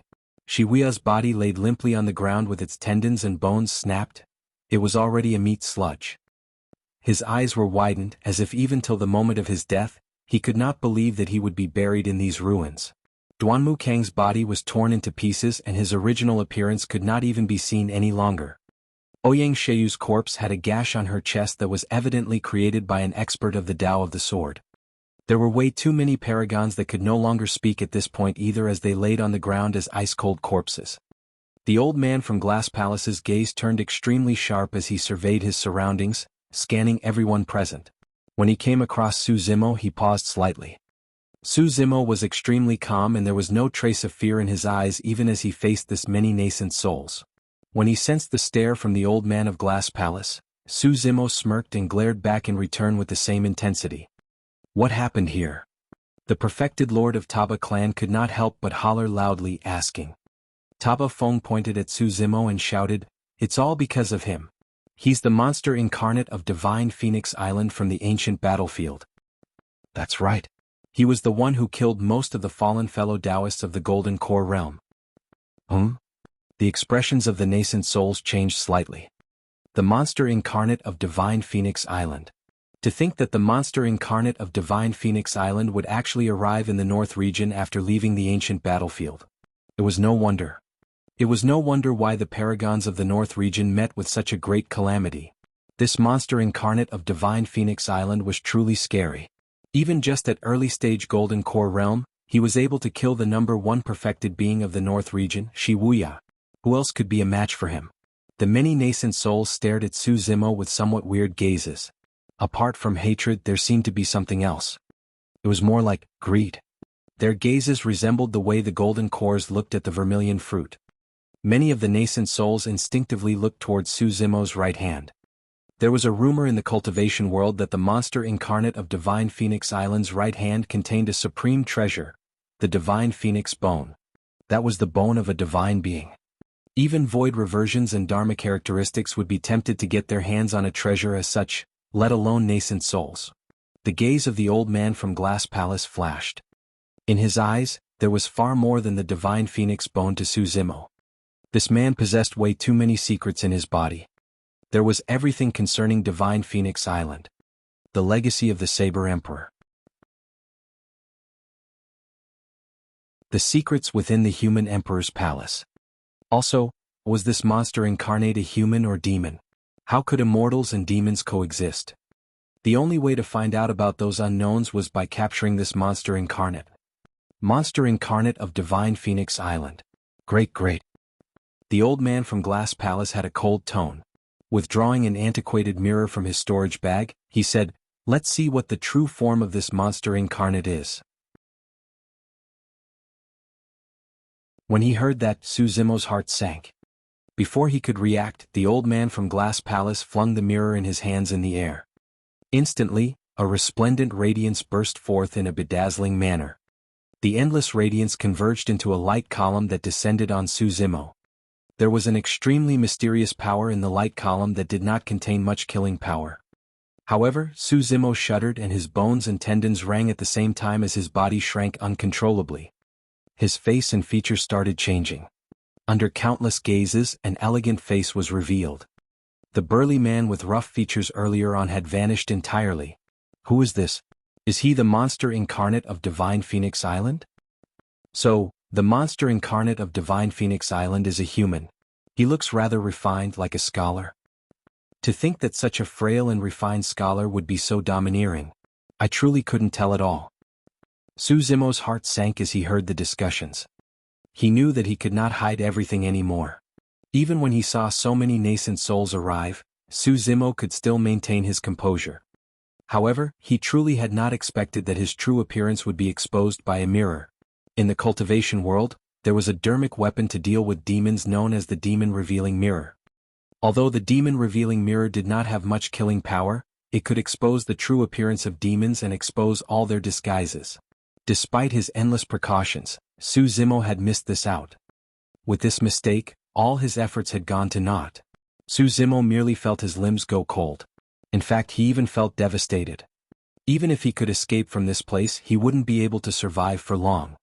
He could not return to Ethereal Peak. Otherwise, Ethereal Peak would be destroyed because of him. It was even more so for the Yen country. Otherwise, Yen country would be annihilated. While the North region was huge, there was nowhere he could hide. It was even less possible for him to escape from the North region. At Golden Core Realm, even if he were to sprint day and night without eating or drinking, it would take him hundreds of years. Furthermore, he would have to deal with the hunt from various major factions and sects. As long as the matter of his immortality and demonic double cultivation was revealed, nobody in this world could protect him. From this day forth, Zimo would have to take on the world as his enemy single-handedly. Most of the cultivators present had not seen Zimo personally before. However, in the vast crowd, there were some cultivators who shuddered with looks of disbelief. They were so shocked that they nearly exclaimed, "It's him. To think that it's him." Mu Dongqing was astounded and could not help but murmur to himself. Bai Yuhan clutched her cherry lips with a disbelieving expression, unable to speak at all. At that moment, both of them finally understood something. It was no wonder why Zimo was able to cultivate to the legendary Extreme Foundation Establishment realm, the second person after the human emperor to do so. That was because he was the monster incarnate of Divine Phoenix Island and had entered the human emperor's palace. So it's you. Blaze Columbus Valley's Wang Yan's eyes lit up as he recognized Zimo immediately. A month ago, this was the refined scholar that wiped out most of the cultivators from Blaze Columbus Valley, Stellar Luna Sect and Shadowless Sect, causing them to suffer a massive defeat. It was no wonder why this person also had the Divine Turtle phenomenon. It was because he was the same person from a month ago. Since this person had a double phenomenon, it meant that he did not fight with his full strength a month ago. Today's battle was the example of this man's full strength without holding back. Wait, something isn't right. Suddenly Wang Yan's expression changed. This man did not fight without holding back today either. A month ago he had a gigantic seal that was a Khanate spirit weapon. However, that weapon did not show itself today. A month ago he also had a quasi-Khanate spirit weapon that he used to shoot Chen Sinew of Stellar Luna Sect to death. That wasn't shown today either. Just how many more secrets are there to this man? What else does he have up his sleeves? That thought sent shivers down Wang Yan's spine.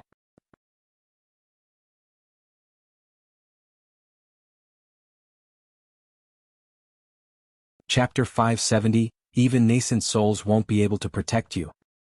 Chapter 570, Even Nascent Souls Won't Be Able to Protect You. After the masked man from Glass Palace caught sight of Su Zimo's true appearance, his first reaction was to freeze up. Thereafter, an endless hatred filled his eyes as he burst into laughter menacingly. Fu. Ah.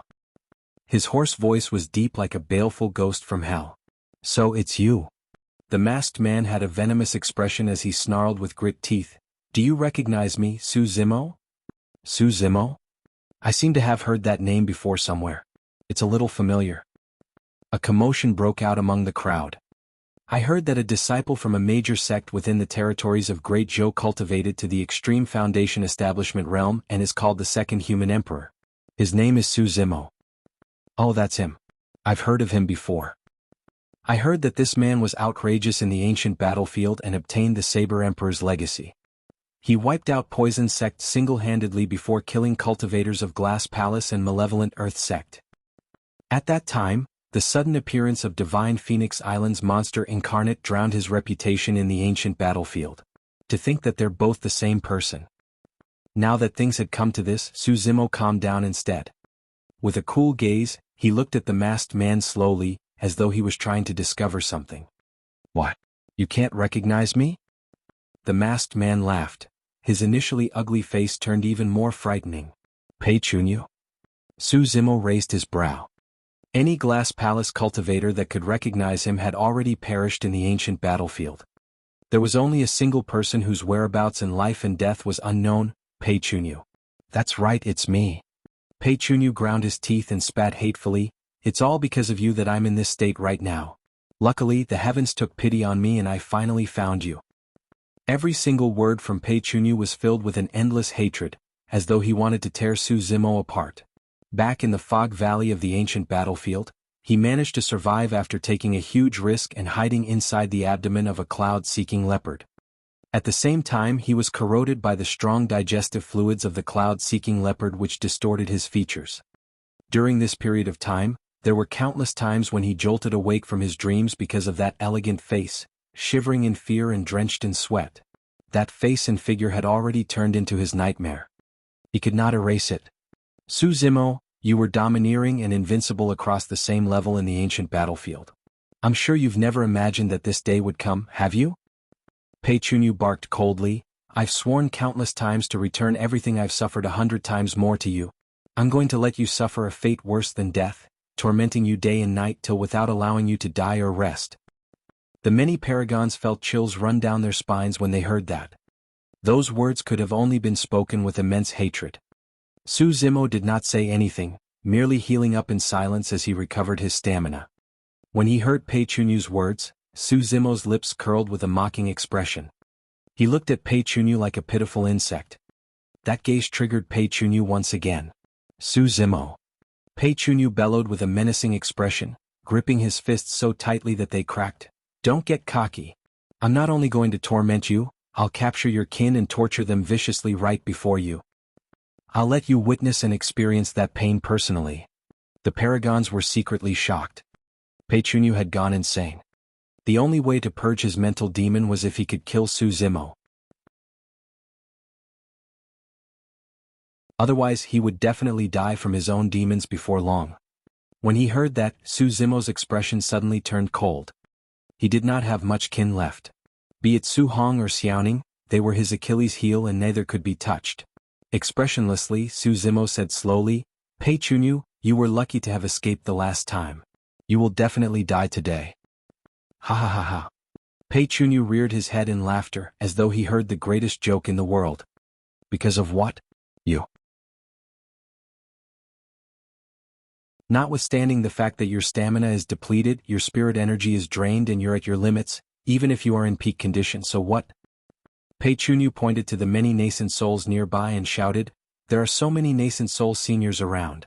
There's no room for you to be brazen. Monster incarnate? In the eyes of nascent souls, you're nothing but an ant that can be squashed at any moment. Su Zimo smiled as well. Lowering his head, he twirled his fingers and said leisurely, do you think that I won't be able to kill you with these nascent souls around? Insolent. The old man from Glass Palace suddenly roared. It was a rich sound that boomed like thunder. Many golden cores shuddered with frozen gazes and fell limply. Zimo's expression did not change and his body merely swayed slightly. With his double immortality and demonic cultivation, he had a strong physique and he had even cultivated a powerful vocal secret skill before. Although the sound released by the old man from Glass Palace was powerful, it was not enough to affect Zimo's mind. More than half the paragons of the North region died in Zimo's hands in this vermilion fruit fight. At this moment there were countless nascent souls staring at Zimo. It was truly ridiculous if he wanted to kill Pei Chunyu right under everyone's eyes. However, Pei Chunyu had to die no matter what. Zimo was extremely clear about that. He knew that if he allowed Pei Chunyu to survive, it would bring about unimaginable trouble for him, Su Hong and Xiaoning. For other people, this short period of rest would not amount to much difference. However, for Zimo, this was enough for him to stabilize his wounds and recover some stamina. Pei Chunyu, let me tell you one last thing. Zimo had a cold, murderous gaze as he said coolly, even nascent souls won't be able to protect anyone that I want to kill. Swiping his palm across his storage bag, a gigantic shiny golden seal appeared in his palm. The Khanate spirit weapon, Coiling Dragon Seal. In just this short period of time, Zimo had already recovered some spirit energy. His dantian circulated and spirit energy surged into the Coiling Dragon Seal. Go! Zimo flung his arm and the 6 bedazzling spirit patterns on the Coiling Dragon Seal shone as it descended fiercely onto Pei Chunyu. It was frightening like a blazing sun. Pei Chunyu's expression changed starkly. He had not expected Zimo to be this decisive and attack him even under the watchful gazes of nascent souls. More than that, he thought that Zimo was clearly exhausted earlier on. And yet, Zimo had already recovered to this extent in this short period of time. How strong were his regeneration capabilities? The gigantic seal crushed down, engulfing Pei Chunyu and almost sealing every possible escape path for him. How dare you! The old man from Glass Palace roared and waved his sleeves. Swoosh! Instantly, the sleeves stretched dozens of feet along with the wind, blanketing the heavens as it wrapped around the descending blazing sun in midair. Although the blazing sun was scorching, it could not burn through the sleeves of the old man from Glass Palace. No matter what, Zimo was only at early-stage golden core at the end of the day, he was definitely not a match for a nascent soul in a direct clash. Pei Chunyu raised his head and only felt relieved when he caught sight of the blazing sun wrapped in the sleeves. If not for his sex senior, he might have truly been killed by that gigantic seal earlier on. At that moment, Pei Chunyu experienced another sense of trepidation.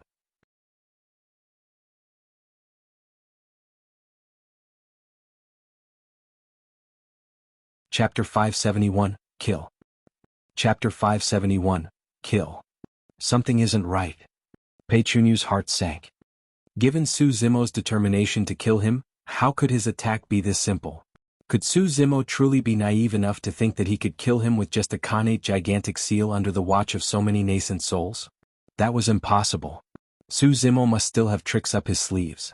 Instinctively, Pei Chunyu turned his gaze towards Zimo. His pupils could not help but constrict violently right away. Unknowingly, a milky-white gigantic bow had already appeared in Zimo's hands. The bowstring was already drawn. 5 spirit patterns shone on the gigantic bow. If one were to pay attention, they might even vaguely catch sight of a 6th spirit pattern that, although illusory, was extremely blinding. To Pei Chunyu, it seemed like Zimo was hugging a round moon in his embrace at that moment. That round moon was pierced by an ice-cold arrow. Dark black in color, the arrow shimmered with a faint golden glow. Behind that black gold arrow, Pei Chunyu caught sight of a firm wrist and a pair of brilliant eyes. Those eyes seemed like they were looking at a dead man. The next moment, Pei Chunyu truly sensed the feeling of death. The black gold arrow was getting closer and closer to him. Pei Chunyu could clearly see the chilling glow on the arrow tip. By now, the elegant face behind the arrow had already turned blurry. The black gold arrow arrived in the blink of an eye. Although Pei Chunyu had clearly seen it, he realized that he was rooted to the spot, unable to budge at all. Save me. His eyes were filled with fright as he howled from the depths of his throat. It was too fast. The arrow was fired almost the same time as when the old man from Glass Palace wrapped his sleeves around the Coiling Dragon Seal. Such guts. The old man from Glass Palace bellowed in rage. He had not expected Zimo to still have such a terrifying move left after releasing a Khanate spirit weapon. Initially, the black gold arrow only shone with a single gold streak. However, the moment it left the bow, 6 spirit patterns appeared on its body. The light was blinding. Pust! The paragons in the crowd gasped. An early-stage golden core had actually summoned 2 Khanate spirit weapons. Wuya only had 1. Even the nascent souls of the North region were shocked. A Khanate spirit weapon. That was a true killing weapon. The burst-killing power from a Khanate-grade arrow fired from a quasi-Khanate gigantic bow was more than enough to kill most of the golden cores present instantaneously. Even a cultivator of Wuya's level might not be able to escape unscathed. Furthermore, Pei Chunyu was only at early-stage golden core. He was more than a single realm weaker than Wuya in terms of strength. Everywhere the black gold arrow passed, the surrounding spirit chi would be drawn into the arrow, leaving a streak of forbidden area made of spirit chi that propagated the black gold arrow to an even faster speed. The old man of Glass Palace wanted to step in and stop things, but he was already too late. Turning into a cold streak of light, the black gold arrow arrived instantly. All of a sudden, the jade pendant on Pei Chunyu's waist seemed to sense something and shone brightly, releasing a mysterious power. An almost transparent barrier was formed around Pei Chunyu. Boom! When the black gold arrow struck this barrier, a deafening bang reverberated through the entire place. Crack, crack, crack. Instantly, a series of cracks rippled through the jade pendant. The jade pendant was an expendable defensive spirit weapon and was extremely rare. This was given to Pei Chunyu by his grandfather on the way here and could defend against the full-powered attack of a peak golden core. Even Wuya wouldn't be able to shatter the barrier formed by the jade pendant in a single blow. However, that arrow pierced the jade pendant right away. The black gold arrow was repelled. Pei Chunyu let out a breath and his eyes were filled with relief. He was saved after that arrow was blocked. That was because with a nascent soul of Glass Palace present, Zimo would definitely not get a second chance to strike again. Suddenly, a black gold glint streaked past the corner of Pei Chunyu's eyes. It looked familiar. Poof. In his moment of distraction, Pei Chunyu felt a sharp pain in his chest. Instinctively he looked down. His chest was already punctured with a grisly wound and blood spurting out like a fountain. Bam! The sound of a bowstring quivering only reached Pei Chunyu's ears by then. That strike was way too fast. Before the sound of the bowstring arrived, he was already shot by the black gold arrow. When he heard the trembling sound of the bowstring, Pei Chunyu instinctively thought of something. Earlier on, Zimo did not shoot a black gold arrow. He shot 2. The 2 black gold arrows stuck close to one another, front and back. Because the arrows were so fast that they transformed into a chilling streak of light, everyone mistook that it was only a single black gold arrow. The first arrow tore through Pei Chunyu's barrier. The second arrow was to take his life. The combination of the quasi-Khanate gigantic bow and Khanate black gold arrow rendered Pei Chunyu's supreme-grade defensive spirit weapon to paper. That single arrow swept away every trace of life within Pei Chunyu's body. Zimo lowered his arm and put away the moon concealment bow into his storage bag with a calm expression without any emotions in his eyes. That was a display of extreme confidence. If I want to kill you, you will definitely die. It was dead silent on the battlefield such that a pin drop could be heard. It wasn't just the golden core paragons of the North region. Even the nascent souls had not expected an early-stage golden core to kill a cultivator of Glass Palace right before their very eyes. The process seemed simple and instantaneous. However, the read of the situation, attention to detail and precision of timing were all perfect. Any single delay and this monster incarnate of Divine Phoenix Island wouldn't have gotten a chance. The end result was the death of Pei Chunyu. It was exactly as the monster incarnate had said, even nascent souls won't be able to protect anyone that I want to kill. Taba Feng, Murong Wushuang and everyone else were even more shocked. It was only at that moment when they realized that there was nothing exaggerated about how Zimo single-handedly defeated the paragons of the immortal, Buddhist and fiend sects beneath the human emperor's palace, nor was it due to luck. This man had way too many tricks up his sleeves. They seemed to be endless. Suddenly, a ridiculous thought flashed through the minds of some people. Could this monster incarnate manage to escape alive? Impossible. Those cultivators denied the thought. There were so many nascent souls here that have long sealed every single escape path of Zimo. No matter if he wanted to fly up above or burrow down beneath, there was no way that man would be able to escape alive. More than 5 kilometers away from the Great Jian ruins, a middle-aged man stood in the air. The man's complexion was a faint golden color and his hands were behind his back, exuding a shuddering aura. Gazing in the direction of the Great Zhou dynasty, his eyes shimmered, seemingly in deep thought. All of a sudden, the middle-aged man's expression changed as he slapped his storage bag and withdrew a destiny talisman before looking at it intently. The destiny talisman was already shattered. Like dust, the fragments slipped through his fingers and dispersed. That? The middle-aged man hollered with widened eyes spewing with killing intent. Whoever killed my grandson, I'll make sure you are torn into pieces and burned into ashes. Spinning around, the middle-aged man sped towards the direction of the Great Jian ruins in a flash, vanishing at the edge of the horizon before long.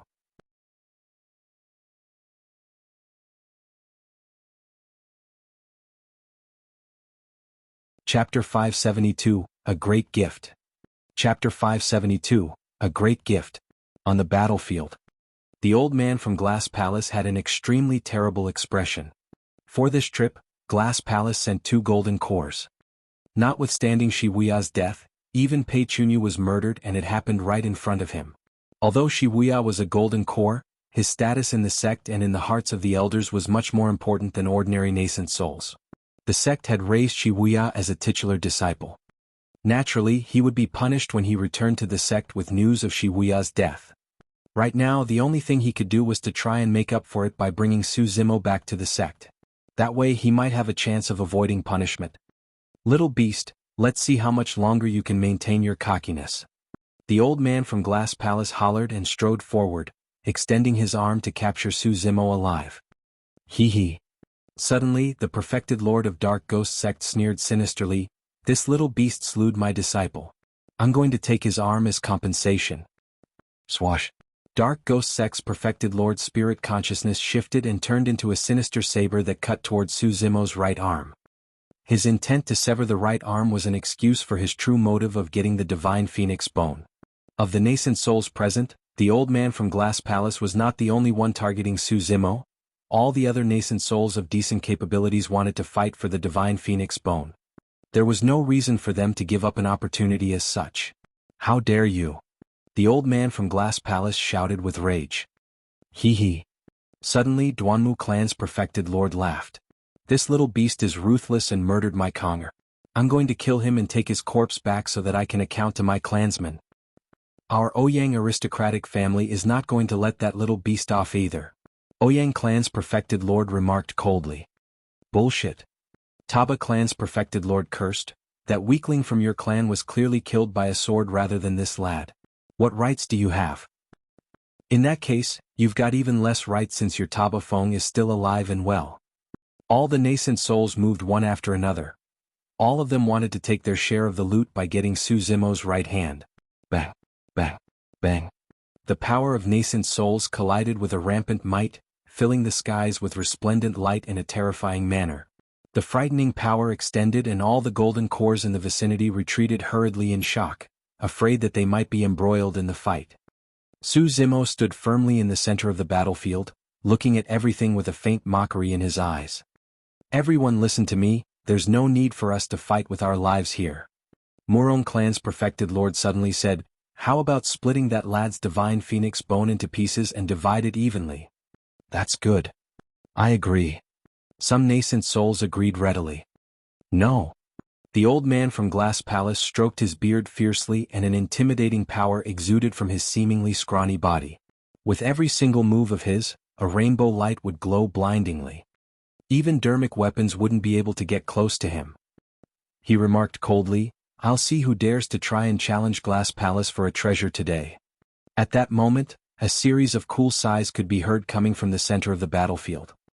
Many nascent souls stopped instinctively and turned their gazes over. Scanning his surroundings, Zimo said slowly with a calm expression, "I've expected all of you to come and I've prepared a great gift. Please kindly accept it." Humph. Stellar Luna Sect's perfected lord sneered, "Little beast, you won't be able to escape today even if you've got wings. Let's see what tricks you have up your sleeves. Escape. Zimo smirked with a hint of incredulity in his eyes. Everyone, you may have mistaken something. The many nascent souls frowned slightly. All the paragons of the North region hiding far away froze momentarily as well, confused by Zimo's words. Zimo continued, I'm not the one who has to escape. It's you guys. The hearts of many nascent souls skipped a beat. Before his words were finished, Zimo slapped the storage bag on his waist and whisked out a bronze square tripod that was more than a meter tall. The tripod was dull and lifeless, filled with cracks. However, its edges were defined as it stood in the world, as though it wanted to pierce the firmaments and tear the ground asunder. Ha ha ha ha. 7 kills sex perfected Lord froze for a moment before rearing his head in laughter. He pointed at the bronze square tripod in 7 kills sex hands and asked loudly, You're truly a beast without any brains. Do you really think that you can threaten us with that broken piece of metal? The other nascent souls were relieved at the sight of that bronze square tripod as well, their expressions relaxed and their eyes shining with mockery. No matter what the grade of this bronze square tripod was in the past, even if it was a treasure even beyond dermic weapons, it was already useless right now. If it could not release dermic powers, what was the difference between this tripod and scrap metal? Foo-foo. Zimo smiled as well. Indeed, that bronze square tripod was of no threat to nascent souls. However, that might not be the case for the golden lava inside. After it was contained in the bronze square tripod, the golden lava seemed like it was sealed by some power and was calm as water without emitting any heat. Gripping the hind legs of the bronze square tripod with both hands, Zimo raised it and spun, swinging it at the nascent souls all around him. Swoosh! The golden lava gushed out, blanketing the skies. When the lava splashed through the void, it burst forth with a shuddering heat that was enough to annihilate everything and incinerate all living beings. At this moment, the nascent souls who coveted the divine phoenix bone were all in the vicinity and none of them could escape from the radius of the golden lava. Contact with the golden lava, even if it was only a single drop, would immediately ignite a shiny golden flame. It burned in the void relentlessly. Given the bodies of nascent souls, they would be burned into ashes within dozens of breaths in the golden flames. If they were drenched by the golden lava, they would be engulfed immediately with no corpse left. The scariest thing was that once the nascent souls were touched by the golden flames, they would not be able to extinguish it no matter how they struggled. Tragic cries reverberated through the world.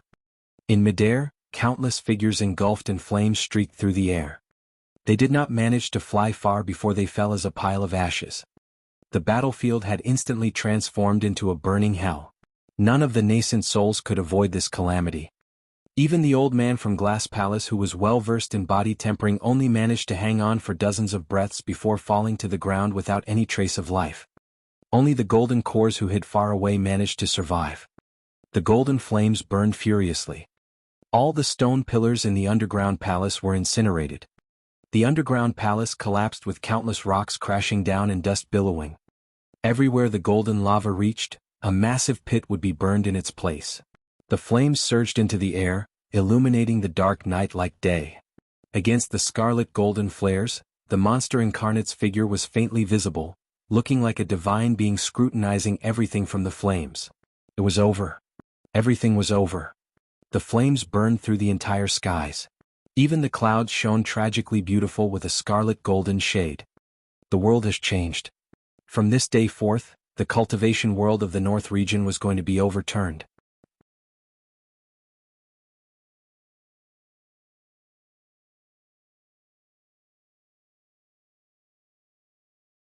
Chapter 573 Tribulation of Life. Chapter 573, Tribulation of Life. A lost expression flashed through Zimo's eyes as he gazed at the endless flames around him as well. Although he managed to get his hands on the vermilion fruit, his identity was revealed. It was hard to conclude his gains and losses at the exact moment. Almost all the sects and factions of the North region were implicated in this fire. From this day forth, Zimo would be faced with an endless hunt and no place would be safe for him in the North region. How difficult would it be if he wanted to escape from the North region? The North region was way too big. Zimo was only at early stage golden core. Even with his double immortality and demonic cultivation, he would have to take hundreds of years of traveling even in the best circumstances. He would most likely be killed within that period of time. With the conclusion of this battle, Zimo had not only offended Glass Palace, but the entire cultivation world of the North region. No matter what, I've got to get out of this place first. Before long he calmed down and made a decision. Picking up the coiling dragon seal on the ground, he put it away in his storage bag before donning on new green robes. Hiding in the bronze square tripod, he broke through the layers of flames and escaped into the distance. All of a sudden, another streak of golden light surged through the flames. Sweeping his gaze across that golden light, Zimo could not help but freeze momentarily. It was a black basket that glowed with a golden light, resembling an iron pot with a few holes on top of it. Behind the holes were a pair of black gem-like eyes that darted around rapidly. Little fox. That sharp little thing still made a decision in the end. She chose to leave that home, which she had lived in for dozens of years. She chose to leave her mother and enter the outside world. Although Zimo was reluctant when he left the underground cave as well, he could only let the little fox make the decision for herself. That basket that looked like an iron pot seemed unassuming, but in reality, it could protect her from the surrounding golden flames. Earlier on, even when many nascent souls tried to use their dermic weapons, they were incinerated into ashes by the golden flames. "Come over. I'll take you away from here," Zimo shouted softly. He was the reason why the little fox was willing to leave the underground cave. There was no way he could possibly abandon her in this place. Given her ignorance to the outside world, she wouldn't survive for more than a month living alone. The little fox was extremely obedient, and with a leap, she whisked her fire-blocking basket and slithered through Zimo's robes, climbing to his shoulders with a few steps. Swoosh! A pair of spirit wings appeared behind Zimo. Swoosh! Flapping his spirit wings, Zimo channeled blood chi and sprinted with his full might into the distance. He had not gone far when suddenly the skies darkened. A sinister voice echoed through the entire Great Qian ruins. "Without my permission, nobody is allowed to leave this place today." The next moment, a terrifying might descended and the countless otherworldly soldiers in the palace instantly dispersed into malevolent chi. The golden cores who were initially watching from afar were shocked and shivered uncontrollably, nearly kneeling on the ground. The pressure was way too immense. Against this intimidation, many golden cores felt insignificant as ants that could be squashed at any moment. That aura was way stronger than that of nascent souls. Even the golden flames that were initially blazing diminished significantly, as though they were suppressed by someone. How scary. Who is it? What's the cultivation realm of this person? Could it be void reversion? A void reversion expert must have arrived. There's no way a void reversion would be interested in a 10,000-year vermilion fruit. There must be another reason for it. Many golden cores exchanged glances as their minds filled with questions. Zimo's expression changed starkly as well with the descent of that might. He felt his footsteps getting more and more sluggish, as though he was trudging through a swamp. However, he had no intention of stopping. The person who arrived was extremely strong.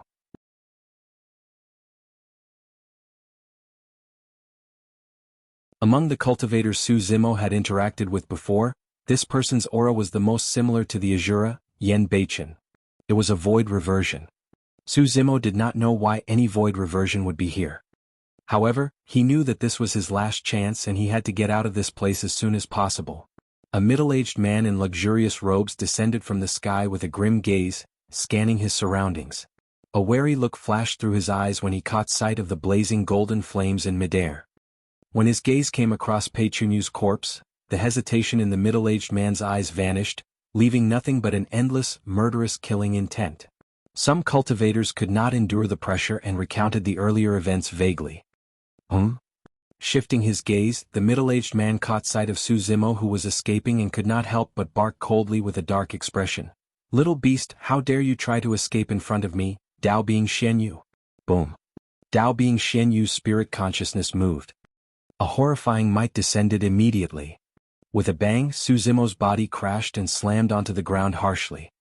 The tremendous shock caused the flesh on the surface of his body to rip apart, spurting with blood and adding injuries on top of his original injuries.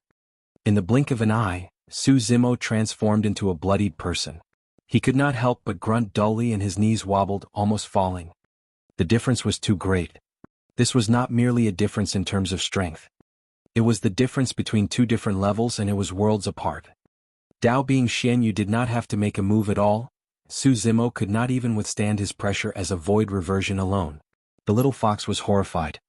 Earlier on she was protected in Zimo's embrace. Zimo had defended her from all damage using his body. With his back against Dao being Xianyu, Zimo continued to escape, panting with a hint of blood in his breath and blood frothing from his mouth. However, his gaze was unusually resolute and immensely fierce. With his hands behind his back, Dao being Xianyu traveled through the air and looked down at Zimo, who was escaping down on the ground. Those eyes were filled with mockery and cruelty, as though he was looking at an ant that was struggling to survive. Mr. Mo, When he saw that, Mu Dongqing wanted to say something but hesitated. Nobody expected that the #1 weapon refinement master of Great Zhou would possess such an identity and frightening combat strength. A few years ago, Zimo helped him refine a supreme-grade spirit weapon in the capital of Great Zhou. At that time he was still a little amateurish. But now, that seemingly frail scholar had already grown to such an extent. Yet, unfortunately, that scholar was about to die. What a pity sigh. After a long silence, Mu Dongqing gave a long sigh of sadness. No matter what, Zimo had once helped him. Mu Dongqing felt pained when he saw the state Zimo had ended up in. Bai Yuhan seemed to have recalled something and whispered with a conflicted expression, "If the third princess hears the news about young Master Su's death, she is going to be extremely sad." Mu Dongqing lamented, "At the end of the day, humans can't fight against fate with their own strength. Even a void reversion has shown himself at this point. This should be a fated tribulation in his life such that he can't avoid death." In midair, Dao being Xianyu seemed to have lost his patience and interest in toying around. Harumphing coldly, he suddenly descended and blocked Zimo's path forward. Right then, something weird happened.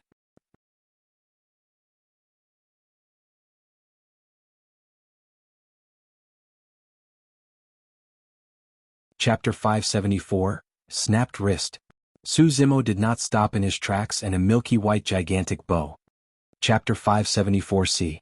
Zimo did not stop in his tracks and a milky-white gigantic bow suddenly appeared in his palm. The black gold arrow was already drawn. The bow was like a full moon. The moon concealment bow and black gold arrow. That was the strongest attack that Zimo could make given his current state. So what if it was a void reversion? Zimo was not going to give up just like that. It was impossible for him to escape under the watch of a void reversion. The only way was if he could kill the void reversion. The light on the moon concealment bow shone brightly and an endless spirit chi surged into Zimo's embrace, as though he was hugging a full moon. The black gold arrow shimmered with a cold, chilling intent, almost fusing into one as the full moon in his embrace. Bam! The black gold arrow was shot forward. The two of them were way too close. The black gold arrow arrived instantly, and even if Zimo and Dao being Xianyu were in a different spot, this would have been an extremely difficult arrow to dodge. Dao being Xianyu did not move at all, his eyes filled with mockery as though he was completely unaffected by the cold flash before his eyes. "Is that all you've got?" He raised his palm in a seemingly slow motion, but it tunneled through the void, arriving right in front of the black gold arrow. His palm was sparkling like jade and shone with a mysterious luster. His fingernails were long and slender, as flawless as glass. Curving his finger, Dao being Xianyu flicked gently. Clang! The sound of metal clashing echoed. Under countless gazes, that arrow that was enough to kill Pei Chunyu instantaneously was flicked away by Dao being Xianyu's finger.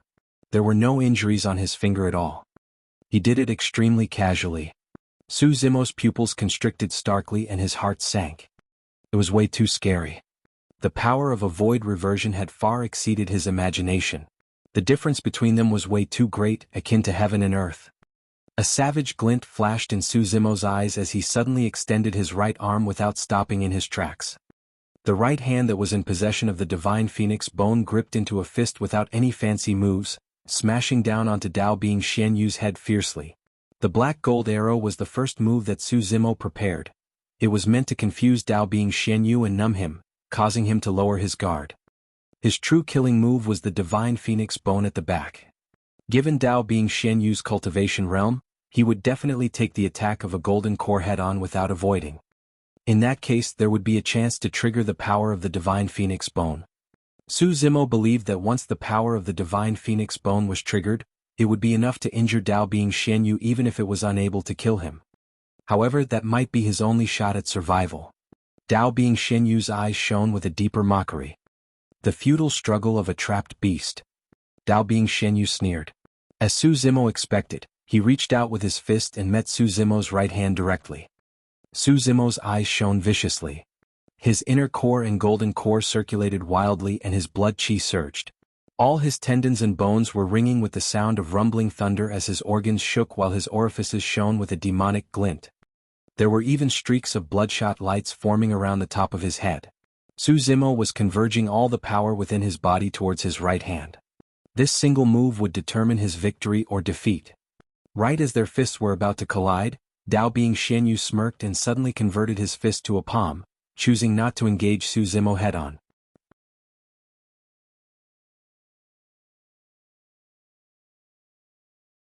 Dao Bing Xianyu's palm glided upwards gently and avoided the incoming fist, arriving at Zimo's right wrist area before gripping suddenly.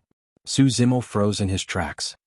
A tremendous repulsion force surged into his body and he felt like his bones were all going to shatter. Ugh! Zimo's expression changed as he grunted. Dao Bing Xianyu's palm gripped his wrist tightly like an iron hoop.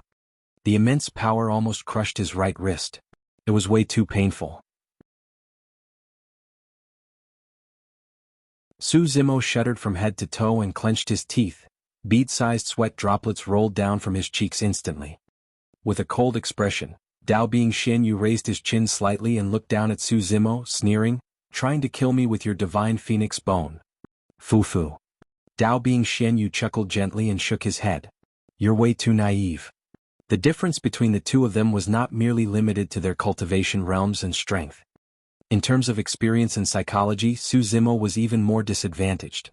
Dao Bing Xianyu had already guessed Zimo's intentions and did not choose to take the Divine Phoenix Bone head-on, gripping the latter's wrist instead. Zimo's right hand had the indestructible Divine Phoenix Bone. However, his wrist was incomparably fragile against the power of a void reversion. Dao Bing Xianyu's change in movement had severed Zimo's final hope. Enduring the immense pain on his wrist, Zimo glared at Dao Bing Xianyu indignantly with clenched teeth. "Divine Phoenix Bone?" Dao Bing Xianyu lamented, "An ant like you isn't befitting of possessing such a divinely object. From this day forth, the Divine Phoenix Bone belongs to me."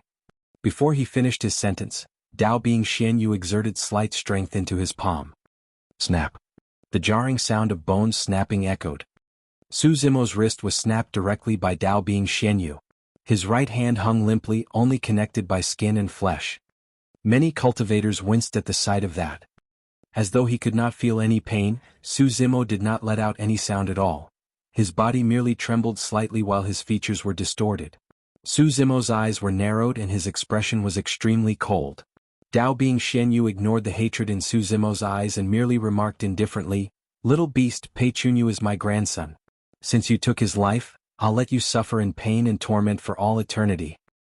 Your snapped wrist is just the beginning." Dao Bing Xianyu's voice was like a malevolent ghost from hell and was extremely chilling. Bang! Suddenly, Dao Bing Xianyu extended his feet and tapped Zimo in the dantian gently. His kick was way too fast. Even if Zimo was at his peak condition, he wouldn't be able to dodge it, let alone the fact that he was now severely injured with his spirit energy drained and blood qi exhausted. Furthermore, Dao Bing Xianyu's palm was locked on Zimo's injured right wrist the entire time. Zimo could not escape at all. Although that kick seemed like it was slow and gentle, it let out a frightening amount of power on Zimo's dantian. It was like a gigantic spear that thrust into Zimo's dantian. Zimo shuddered and felt a sharp pain pierce through his abdomen, almost fainting from it. A bloodied hole appeared on his dantian, muddied by flesh and blood. Destroyed. Zimo could clearly feel that his golden core was shattered by that single kick from Dao Bing Xianyu. His spirit energy drained rapidly. In the blink of an eye, his dantian turned into an empty spot without any spirit energy at all. Zimo's body convulsed slightly and he almost could not stand straight. His face was pale, his eyes went dim and his breathing turned faint. His cultivation was crippled. The core of a golden core perfected being was their golden core. It could not be recovered once it was destroyed. Dozens of years of tough cultivation was destroyed overnight. For cultivators, there was nothing more cruel than having their golden cores destroyed and their cultivations crippled. It was dead silent all around. The golden cores had various expressions. Some of them gloated, some sighed to themselves while others revealed pained looks. Mu Dongqing and Bai Yuhan had some ties with Su Zimo in the past. At this moment, none of them could bear to continue watching. Dugu Jian lowered his sword eyes and shook his head gently with a look of pity on his face. No matter how much of a monster incarnate Su Zimo was, how amazing, or even if he had once cultivated to the legendary Extreme Foundation establishment realm with double phenomenons, all of that had now vanished with the destruction of his golden core.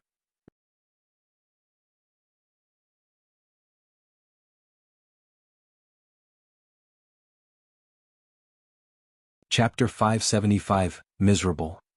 Chapter 575, Miserable. Su Zimo was long drenched in head and his head was slumped with his black hair raining down. The only thing that could faintly be seen were a pair of frightening eyes. Even with his golden core destroyed and his cultivation crippled, Su Zimo did not despair. He would definitely take revenge for this as long as he could walk out alive today. He had his inner core despite his shattered golden core.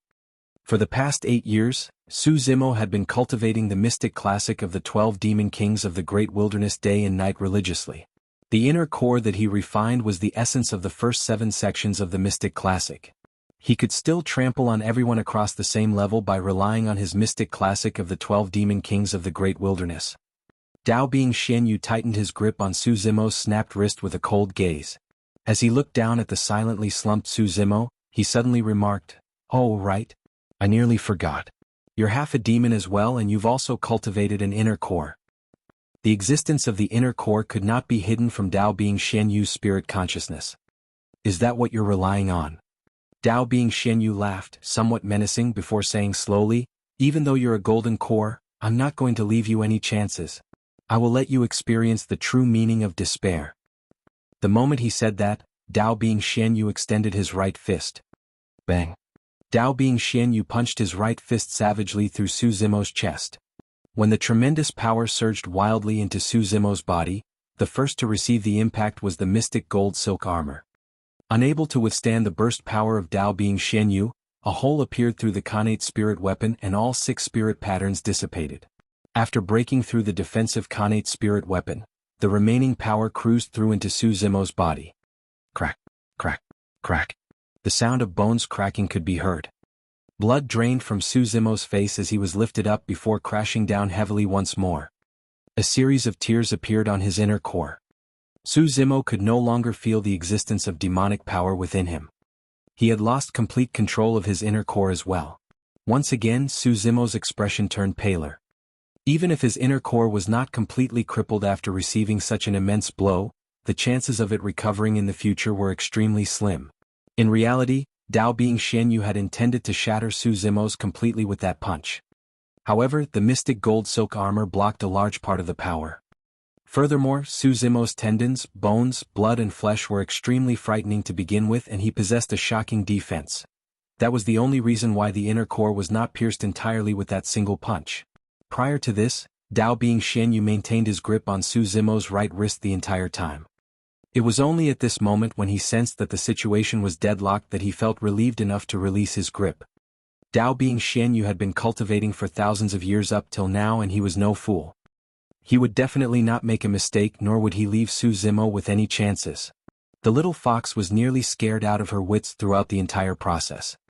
She had never witnessed such cruelty and remained hidden behind Su Zimo the entire time. It was up till this moment that the little fox realized something and shrieked. No matter how timid she was, she could not bear to see Su Zimo bullied by someone like this. Shoo! She tossed the fire-blocking basket in her paws away. The fire-blocking basket expanded rapidly in midair with 9 golden streaks of light. Surging with an endless killing intent, it shone with a fiery blaze down onto Dao Bing Xianyu.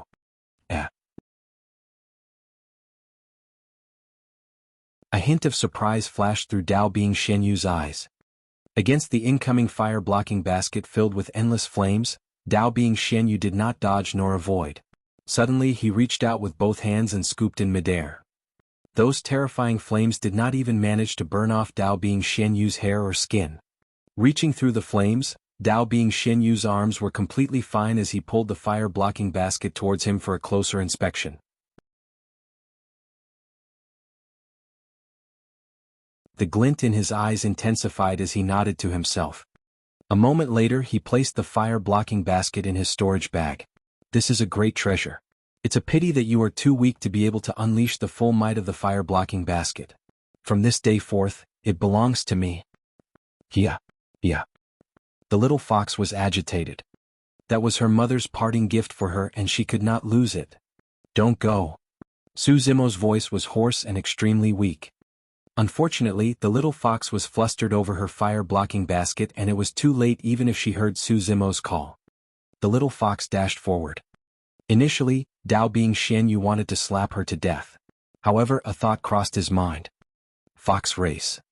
A hint of lust could be seen flashing through Dao being Xianyu's eyes as he changed his mind and swept his hand. Bang. The little fox was repelled and fell into the mud, spitting out a huge mouthful of blood with a stricken expression. She had not formed a core and could not even change her appearance yet. Naturally, she was not a match for Dao being Xianyu. Little thing, it will be extremely easy for me to kill you. It will take nothing more than a single thought.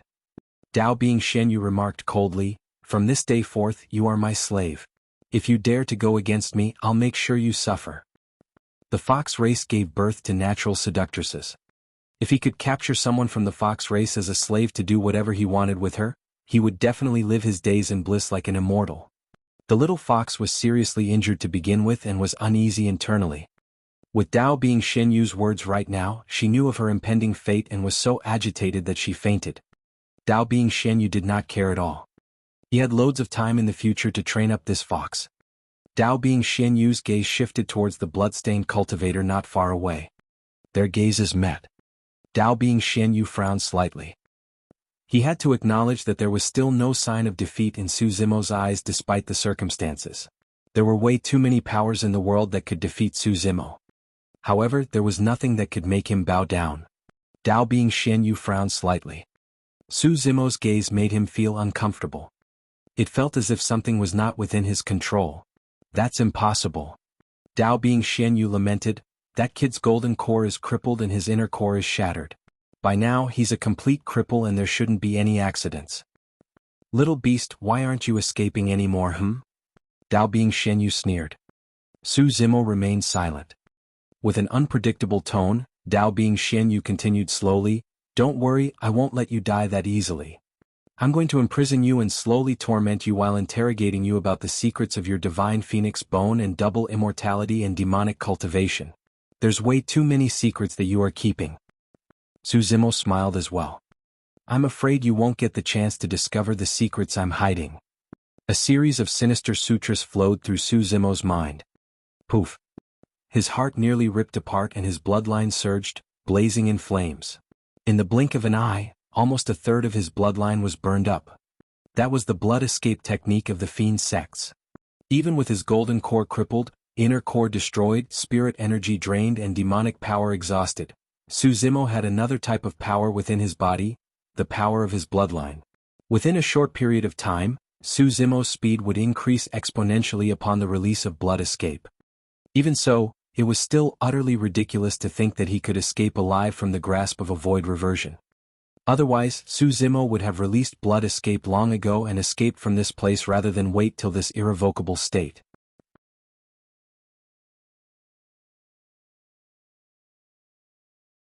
Right now he only had a single aim for releasing blood escape, to escape to the Dragon Burial Valley.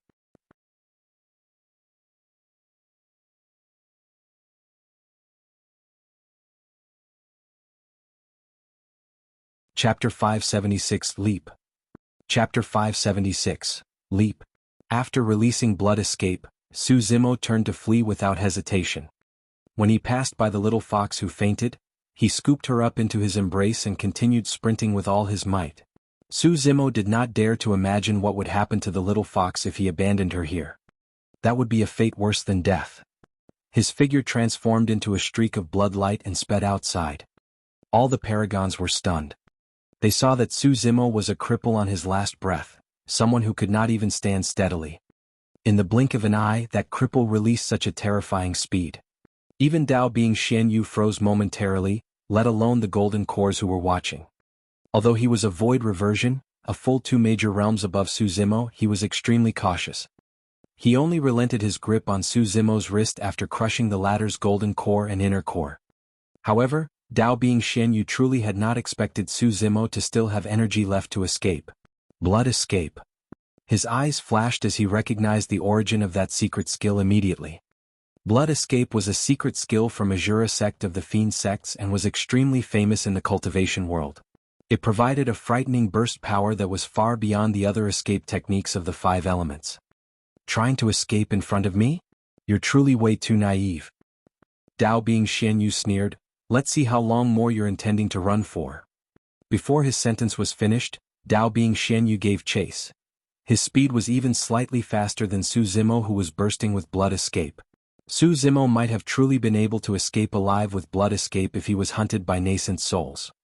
Unfortunately, he was facing a void reversion. Furthermore, it was a supreme expert of the void reversion realm, a cultivator of glass palace. Right now, in Dao Bing Xianyu's eyes, Zimo's escape was nothing more than an ant struggling on the brink of death. The distance between the two of them was decreasing rapidly.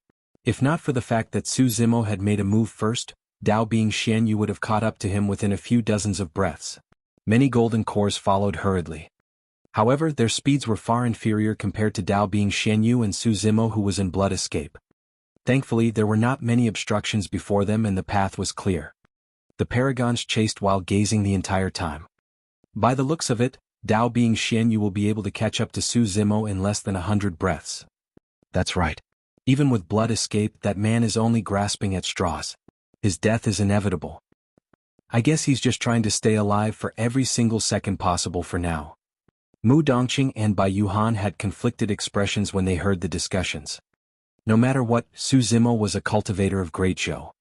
They even had ties with him previously. In the end, neither of them were as relaxed as everyone else when they saw the state he was in. After a slight chase, Mu Dongqing suddenly exclaimed softly and frowned, murmuring to himself, "This direction doesn't seem right. It seems to be. Could it be? The Dragon Burial Valley." Some cultivators in the crowd noticed something strange and exclaimed. The Dragon Burial Valley was an extremely unlucky place. In the catastrophe 10,000 years ago, the blood of emperors was spilled, patriarchs were killed and a divine dragon was buried there. In the past 10,000 years, countless experts have made their way into the Dragon Burial Valley to check things out. Eventually, there was no news of any of them and neither did they return. It was said that even Dharma characteristics and conjoint bodies wouldn't be able to make it out alive. Among them, there were some renowned and famous monster incarnates and supreme experts.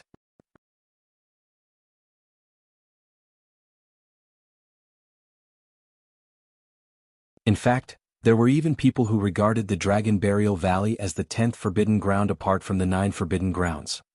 Suddenly, all the paragons read Zimo's mind. Since he knew he was going to die, he might as well leap into the Dragon Burial Valley so that Dao Bing Xianyu gets nothing at all. Dao Bing Xianyu's expression was grim in midair. Clearly, he had read Zimo's mind as well. His blood chi surged and his dermic powers gushed.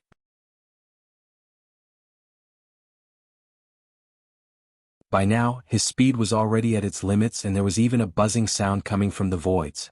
The vermilion fruit was born in the depths of the Great Chen ruins and was extremely close to the Dragon Burial Valley. Now that Dao Bing Xianyu was pursuing Zimo and his blood escape with full speed, the two of them arrived at the location of the Dragon Burial Valley before long. Not far ahead, a gigantic ravine split the entire Great Chen ruins into two. The ravine was dark and chilling, exuding a shuddering aura. From midair, it looked like it was a titanic creature with its mouth open, ready to devour any food that presents itself. "Little beast, how dare you!" Dao Bing Xianyu was flustered and could not help but shout sternly.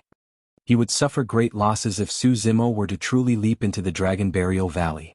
The Divine Phoenix Bone and secret behind the double Immortality and Divine Phoenix Bone would be buried in the Dragon Burial Valley forever alongside Zimo's leap. Arriving at the edge of the Dragon Burial Valley, Zimo looked down and felt his head spin. His injuries were way too severe. Be it physically or mentally, he was at his limits after his golden core was destroyed, inner core shattered and the release of blood escape after a drawn-out battle. A conflicted look flashed through Zimo's eyes. He was indignant at the end of the day to die just like this. However, if he were to end up in Dao Bing Xianyu's hands and endure endless torment, he'd rather jump down here and end things once and for all. Forget it. Zimo sighed internally. Little beast. Zimo. Dao Bing Xianyu changed his manner of address hurriedly. Standing at the edge of the Dragon Burial Valley, Zimo swayed as though a slight wind could knock him over. Dao Bing Xianyu did not dare to close in at all. Zimo, there's no need for you to do this. Dao Bing Xianyu said with a deep voice, we can make a trade. As long as you hand the divine phoenix bone to me, I can forget about the grudges between us. Zimo looked at Dao Bing Xianyu mockingly with his back facing the Dragon Burial Valley. Although Dao Bing Xianyu was smiling on the surface, he cursed internally, don't worry, I'm a man of my words. As long as you're willing to hand over the divine phoenix bone, I'll leave immediately without hurting you at all. You want the divine phoenix bone? Sure. Zimo smiled and jumped behind, remarking indifferently as he fell into the Dragon Burial Valley, come down and take it. You. Dao Bing Xianyu was enraged and disappeared from the spot in a flash. In the blink of an eye, he had already arrived at the edge of the Dragon Burial Valley and stopped hurriedly. He wanted to extend his robes to pull Zimo up, but it was already too late. He could only watch as Zimo fell into the darkness, vanishing entirely. 10,000 years ago, a few emperors of the human race joined forces and fought a legendary war against the divine dragon, forming this gigantic ravine. The ravine was not only the tomb of the divine dragon, there were even more frightening powers mixed within it. Even a dermic weapon would turn into dust if it fell inside, let alone the body of a cultivator. Dao Bing Xianyu did not dare to head down and could only watch as the divine phoenix bone disappeared from his sights. Little beast, do you think that this is over? Since you killed my grandson, I'm going to exterminate the Su family and no one will be spared. Dao Bing Xianyu had a menacing expression that was beyond horrifying.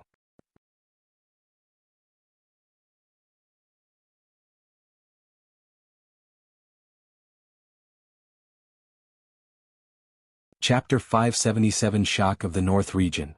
Chapter 577, Shock of the North Region. Zimo leaped down. His body disappeared completely into the Dragon Burial Valley. That was what the Paragons saw when they rushed to the edge of the Dragon Burial Valley. They could barely contain their shock and all of them had conflicted expressions.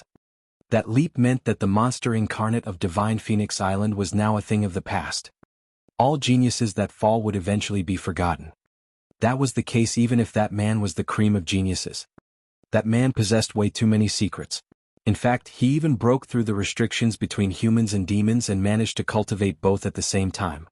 This man had once single-handedly killed sealers and paragons of the immortal, Buddhist and fiend sects in the elementary ancient battlefield and entered the human emperor's palace. This man was the second after the human emperor to unlock 9 spirit meridians and cultivate to the extreme foundation establishment realm. This man cultivated the extremely rare double phenomenon and they were even primordial phenomenons that were lost. This man managed to obtain the vermilion fruit in the Great Chen ruins domineeringly against the barrage of all the paragons of the North region, even killing many of them along with the number 1 perfected being of the North region, Wuya. This man incinerated hundreds of nascent souls and stained the skies with their blood.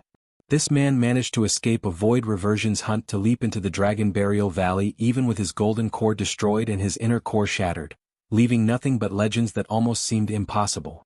Zimo, the number 1 monster incarnate throughout history, had died in the Dragon Burial Valley just like that. Everything was over. Nobody expected that the fight between the paragons for the vermilion fruit would end in such a manner. The Dragon Burial Valley is an unlucky place. Could it be the reason for that man's death as well? It's not just him. There were way too many paragons of the North region who died in this battle. It should be because of how unlucky the Dragon Burial Valley is. I guess we've escaped a calamity and survived. The paragons discussed in hushed whispers with trepidation. None of them dared to get close to the Dragon Burial Valley. Mu Dongqing and Bai Yuhan left the crowd silently. We've got to inform the third princess as quickly as possible about everything here. Mu Dongqing said with a dark tone. Bai Yuhan frowned.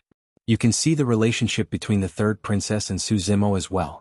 If she finds out about this, she's going to be heartbroken. So I can't bear to do it. It's not a matter of whether you bear to or not. Mu Dongqing said with a calm expression. There's no way to hide this matter at all. She will find out about it sooner or later. I know, Bai Yuhan nodded and sighed gently. Mu Dongqing retrieved a spirit crane from his storage bag and recounted the entire incident as clearly as he could before releasing the spirit crane. A few days later. Capital of Great Zhou Rain Admiration Pavilion. A spring shower had just poured down and a few shimmering droplets hung on the lotuses in the pond and the bamboo on the shore, sparkling with a bright luster. Two women stood beside the window looking at the picturesque scenery outside. They spoke softly with chuckles, sounding extremely charming. Both of them were extremely beautiful, akin to fairies from heaven. One of them was elegant and classy. Wearing a faint yellow dress, she exuded a hint of nobility through her brows. The other was cute and charming, wearing a pink dress. Every smile of hers turned her eyes into crescent moons. Sister, congratulations. Father is going to pass down the seat of the throne to you, the girl in pink said as she tilted her head with a bright, playful smile. The dignified woman shook her head. There's nothing to be congratulated about. I'm a woman after all. There are bound to be people objecting to me inheriting the throne. What are you afraid of? Father is in support of you. The girl in pink raised her fist. The elegant woman did not reply and merely gazed into the distance in deep thoughts. A long time later she finally spoke. Yenner, actually, it's all because of one person that father is going to pass the throne to me.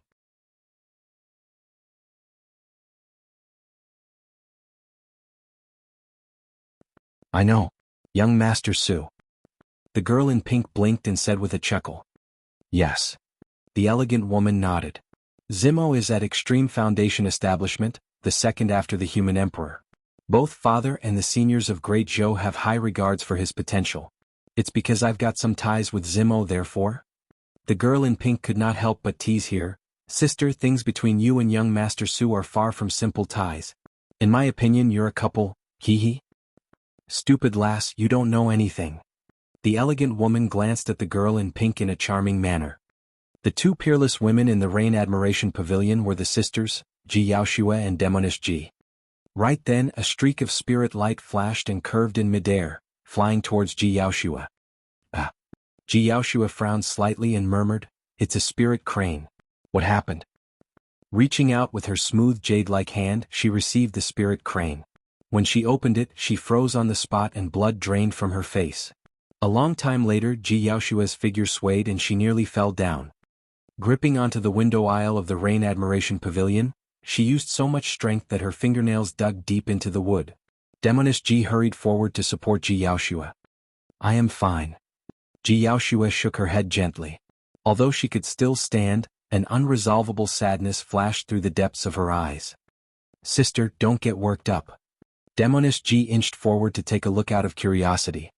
What? She could not help but exclaim when she read what was on the spirit crane. Every single piece of news on the spirit crane was one more explosive than the other. The final statement clearly stated that Zimo's cultivation was ruined entirely and he leaped into the Dragon Burial Valley.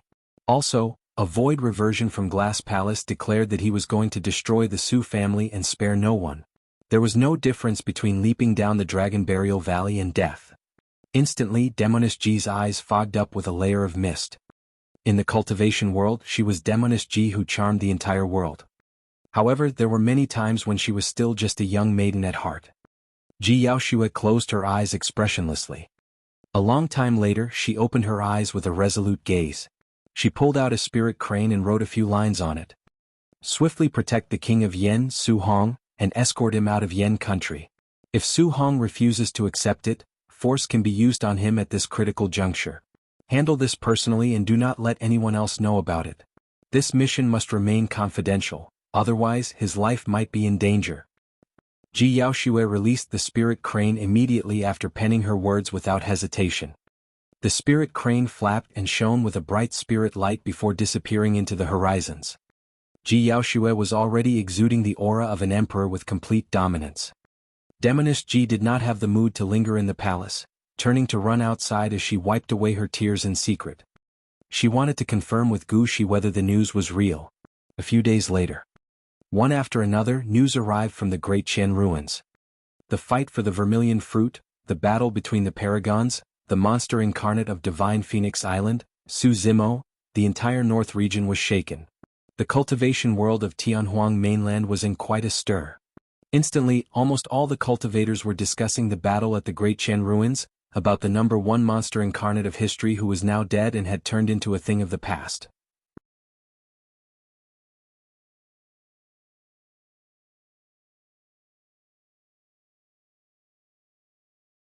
Chapter 578 Slaughtered City. Chapter 578 Slaughtered City, Ethereal Peak. The sect went silent after news of Zimo's death in the Dragon Burial Valley. Xian Yi and the other two had parted ways with Zimo for slightly more than a month. None of them expected that it would be an eternal parting. It did not matter how external cultivators viewed Zimo, how they said that he was a demon with an innately feral personality, that he was a fiend who loved to kill. In the hearts of Xian Yi and the others, Zimo would always be a disciple of Ethereal Peak. In order to protect his sect mates, he sacrificed himself as bait in the battle at Dongling Valley and lured away everyone from Blood Crow Palace while undertaking the immense risk of dying. In the sect competition, he was outstanding and ascended beyond everyone with a domineering aura, shutting the mouths of all sects and cultivators that mocked Ethereal Peak forever. In the Great Qian ruins, he single-handedly forced back 3 strong sects and protected the safeties of Xian Yi and the other 2, allowing them to return with rewards while curing the disheveled old man's injuries at the same time. He was the number 1 weapon refinement master of Great Zhou. He was at Extreme Foundation Establishment, the second after the Human Emperor. He had unlimited potential such that even the Emperor of Great Zhou had high regards for him. He was the pride of Ethereal Peak, but all of that had now disappeared along with Zimo's leap. Lu Hui sighed gently. Dao Bing Xianyu declared that he wanted to annihilate the Su family. Given his cultivation realm as a void reversion and the background of Glass Palace, it's probably over for the Su family. Mortals should not be implicated in grudges between cultivators. To think that even an immortal sect like Glass Palace would resort to something so despicable. Immortal sects? They're nothing but shameless. The disheveled old man cursed hatefully. Xian Yi remarked deeply, I'm guessing that Dao Bing Xianyu is not going to take action personally against a mortal in light of his status. Although that was the case, no sect or faction in the North region dared to protect the Su family. It was not only because of Dao Bing Xianyu or Glass Palace. Rather, Zimo's identity was way too sensitive. He even killed too many paragons of the North region for the vermilion fruit fight while incinerating hundreds of nascent souls. He had offended almost all the major sects and factions of the North region. Anyone that dared protect the Su family would be pitting themselves against the entire North region. The Great Zhou dynasty did not dare to do it. Ethereal Peak did not dare to either. A failure would instantly result in a calamity befalling them. To be fair, against the current circumstances, Ethereal Peak was already enduring immense pressure for not severing their ties with Zimo. Sect Master Ling Yun released his spirit consciousness and surveyed his surroundings before whispering, Senior Crane has already left the sect to head for Yen country. I hope that she'll be able to make it in time. This is an extremely serious matter that must not be leaked or the sect will be met with impending annihilation. Xian Yi and the others nodded hurriedly. At that moment, a powerful and familiar aura sped over from not far away. The old immortal crane was back. Everyone from Ethereal Peak was alerted. Pushing through the door, the old immortal crane could not conceal her fatigue and surveyed her surroundings before sighing. I was too late. Upon hearing that, everyone from Ethereal Peak felt their hearts skip a beat. The old immortal crane continued, Xianyu did not appear personally due to his status. He sent dozens of Glass Palace disciples in a group to the capital of Yen country and the king of Yen, Su Hong, is nowhere to be found.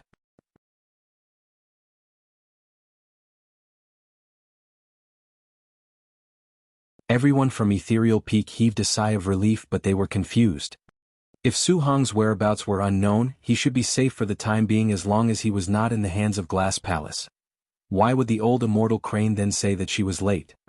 Why was there a hint of sadness in her tone as well? The old immortal crane continued, the group from Glass Palace was furious due to their fruitless trip and laid down the order to slaughter the entire city in order to force Su Hong to show himself.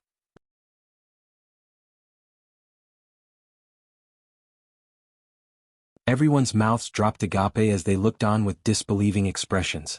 For the longest time they could not recover from their misery. Slaughter the city, those words were short but they sounded extremely grim. Almost everyone from the capital of Yen country were mortals. Against the powerful might of cultivators, those mortals had no way of defending and their lives were similar to ants. Although they did not witness it personally, everyone from Ethereal Peak could imagine the desperation and helplessness those mortals felt against the cultivators. Everyone seemed to be able to hear the tragic cries. Everyone seemed to be able to envision endless arms flaying, seeking help.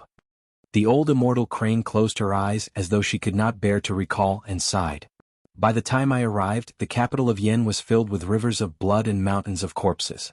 It was devastating and looked like it was hell. The disheveled old man clenched his teeth and snarled, "Bastards! Creating such massacres against mortals because of the grudges of cultivators? Are they truly not afraid of divine retribution?" Lu Hui's voice was quivering.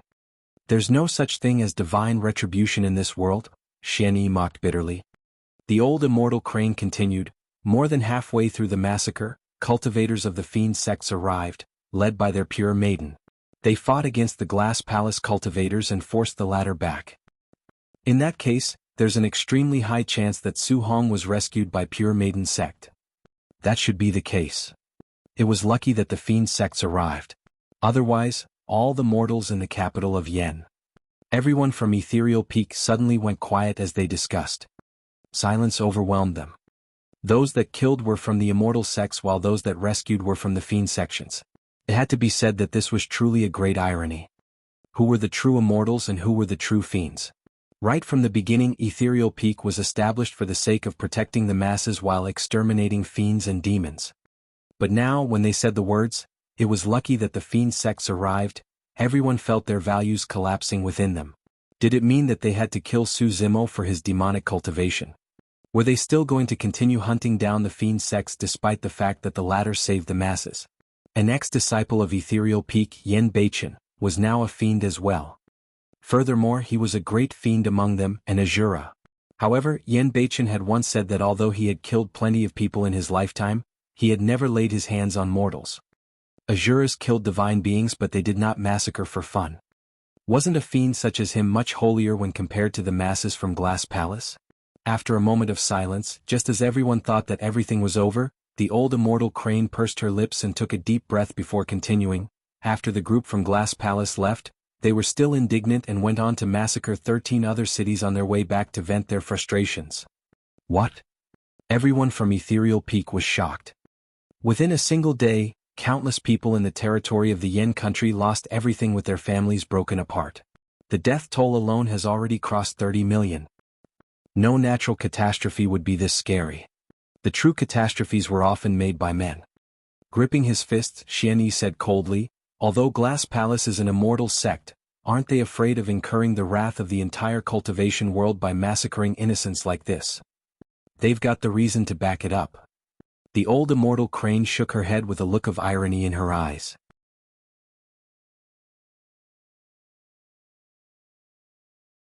Glass Palace stated that because Pure Maiden sect of the Fiend sects appeared in Yen country, it meant that Yen country was in cahoots with the Fiend sections.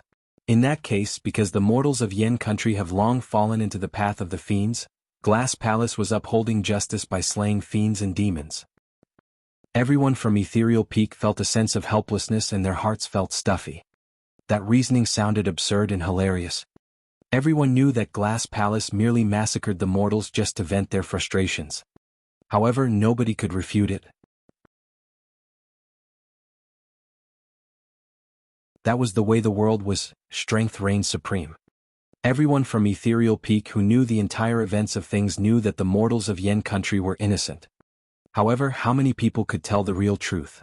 In other vassal states, in other corners of the world, there were still countless mortals who did not know of the truth applauding the immortals for exterminating evil while upholding righteousness. The mortals at the lowest rungs were the easiest to be hoodwinked and deceived. You're tuning in to the Han Li's Wuxia Adventures YouTube channel. We're so grateful for your support and don't forget to subscribe to join us on this incredible journey through captivating stories. Your generosity through donations truly makes a world of difference, as it's the primary source of revenue that allows me to expand and enhance this channel for you. Thank you from the bottom of my heart for being a part of this adventure.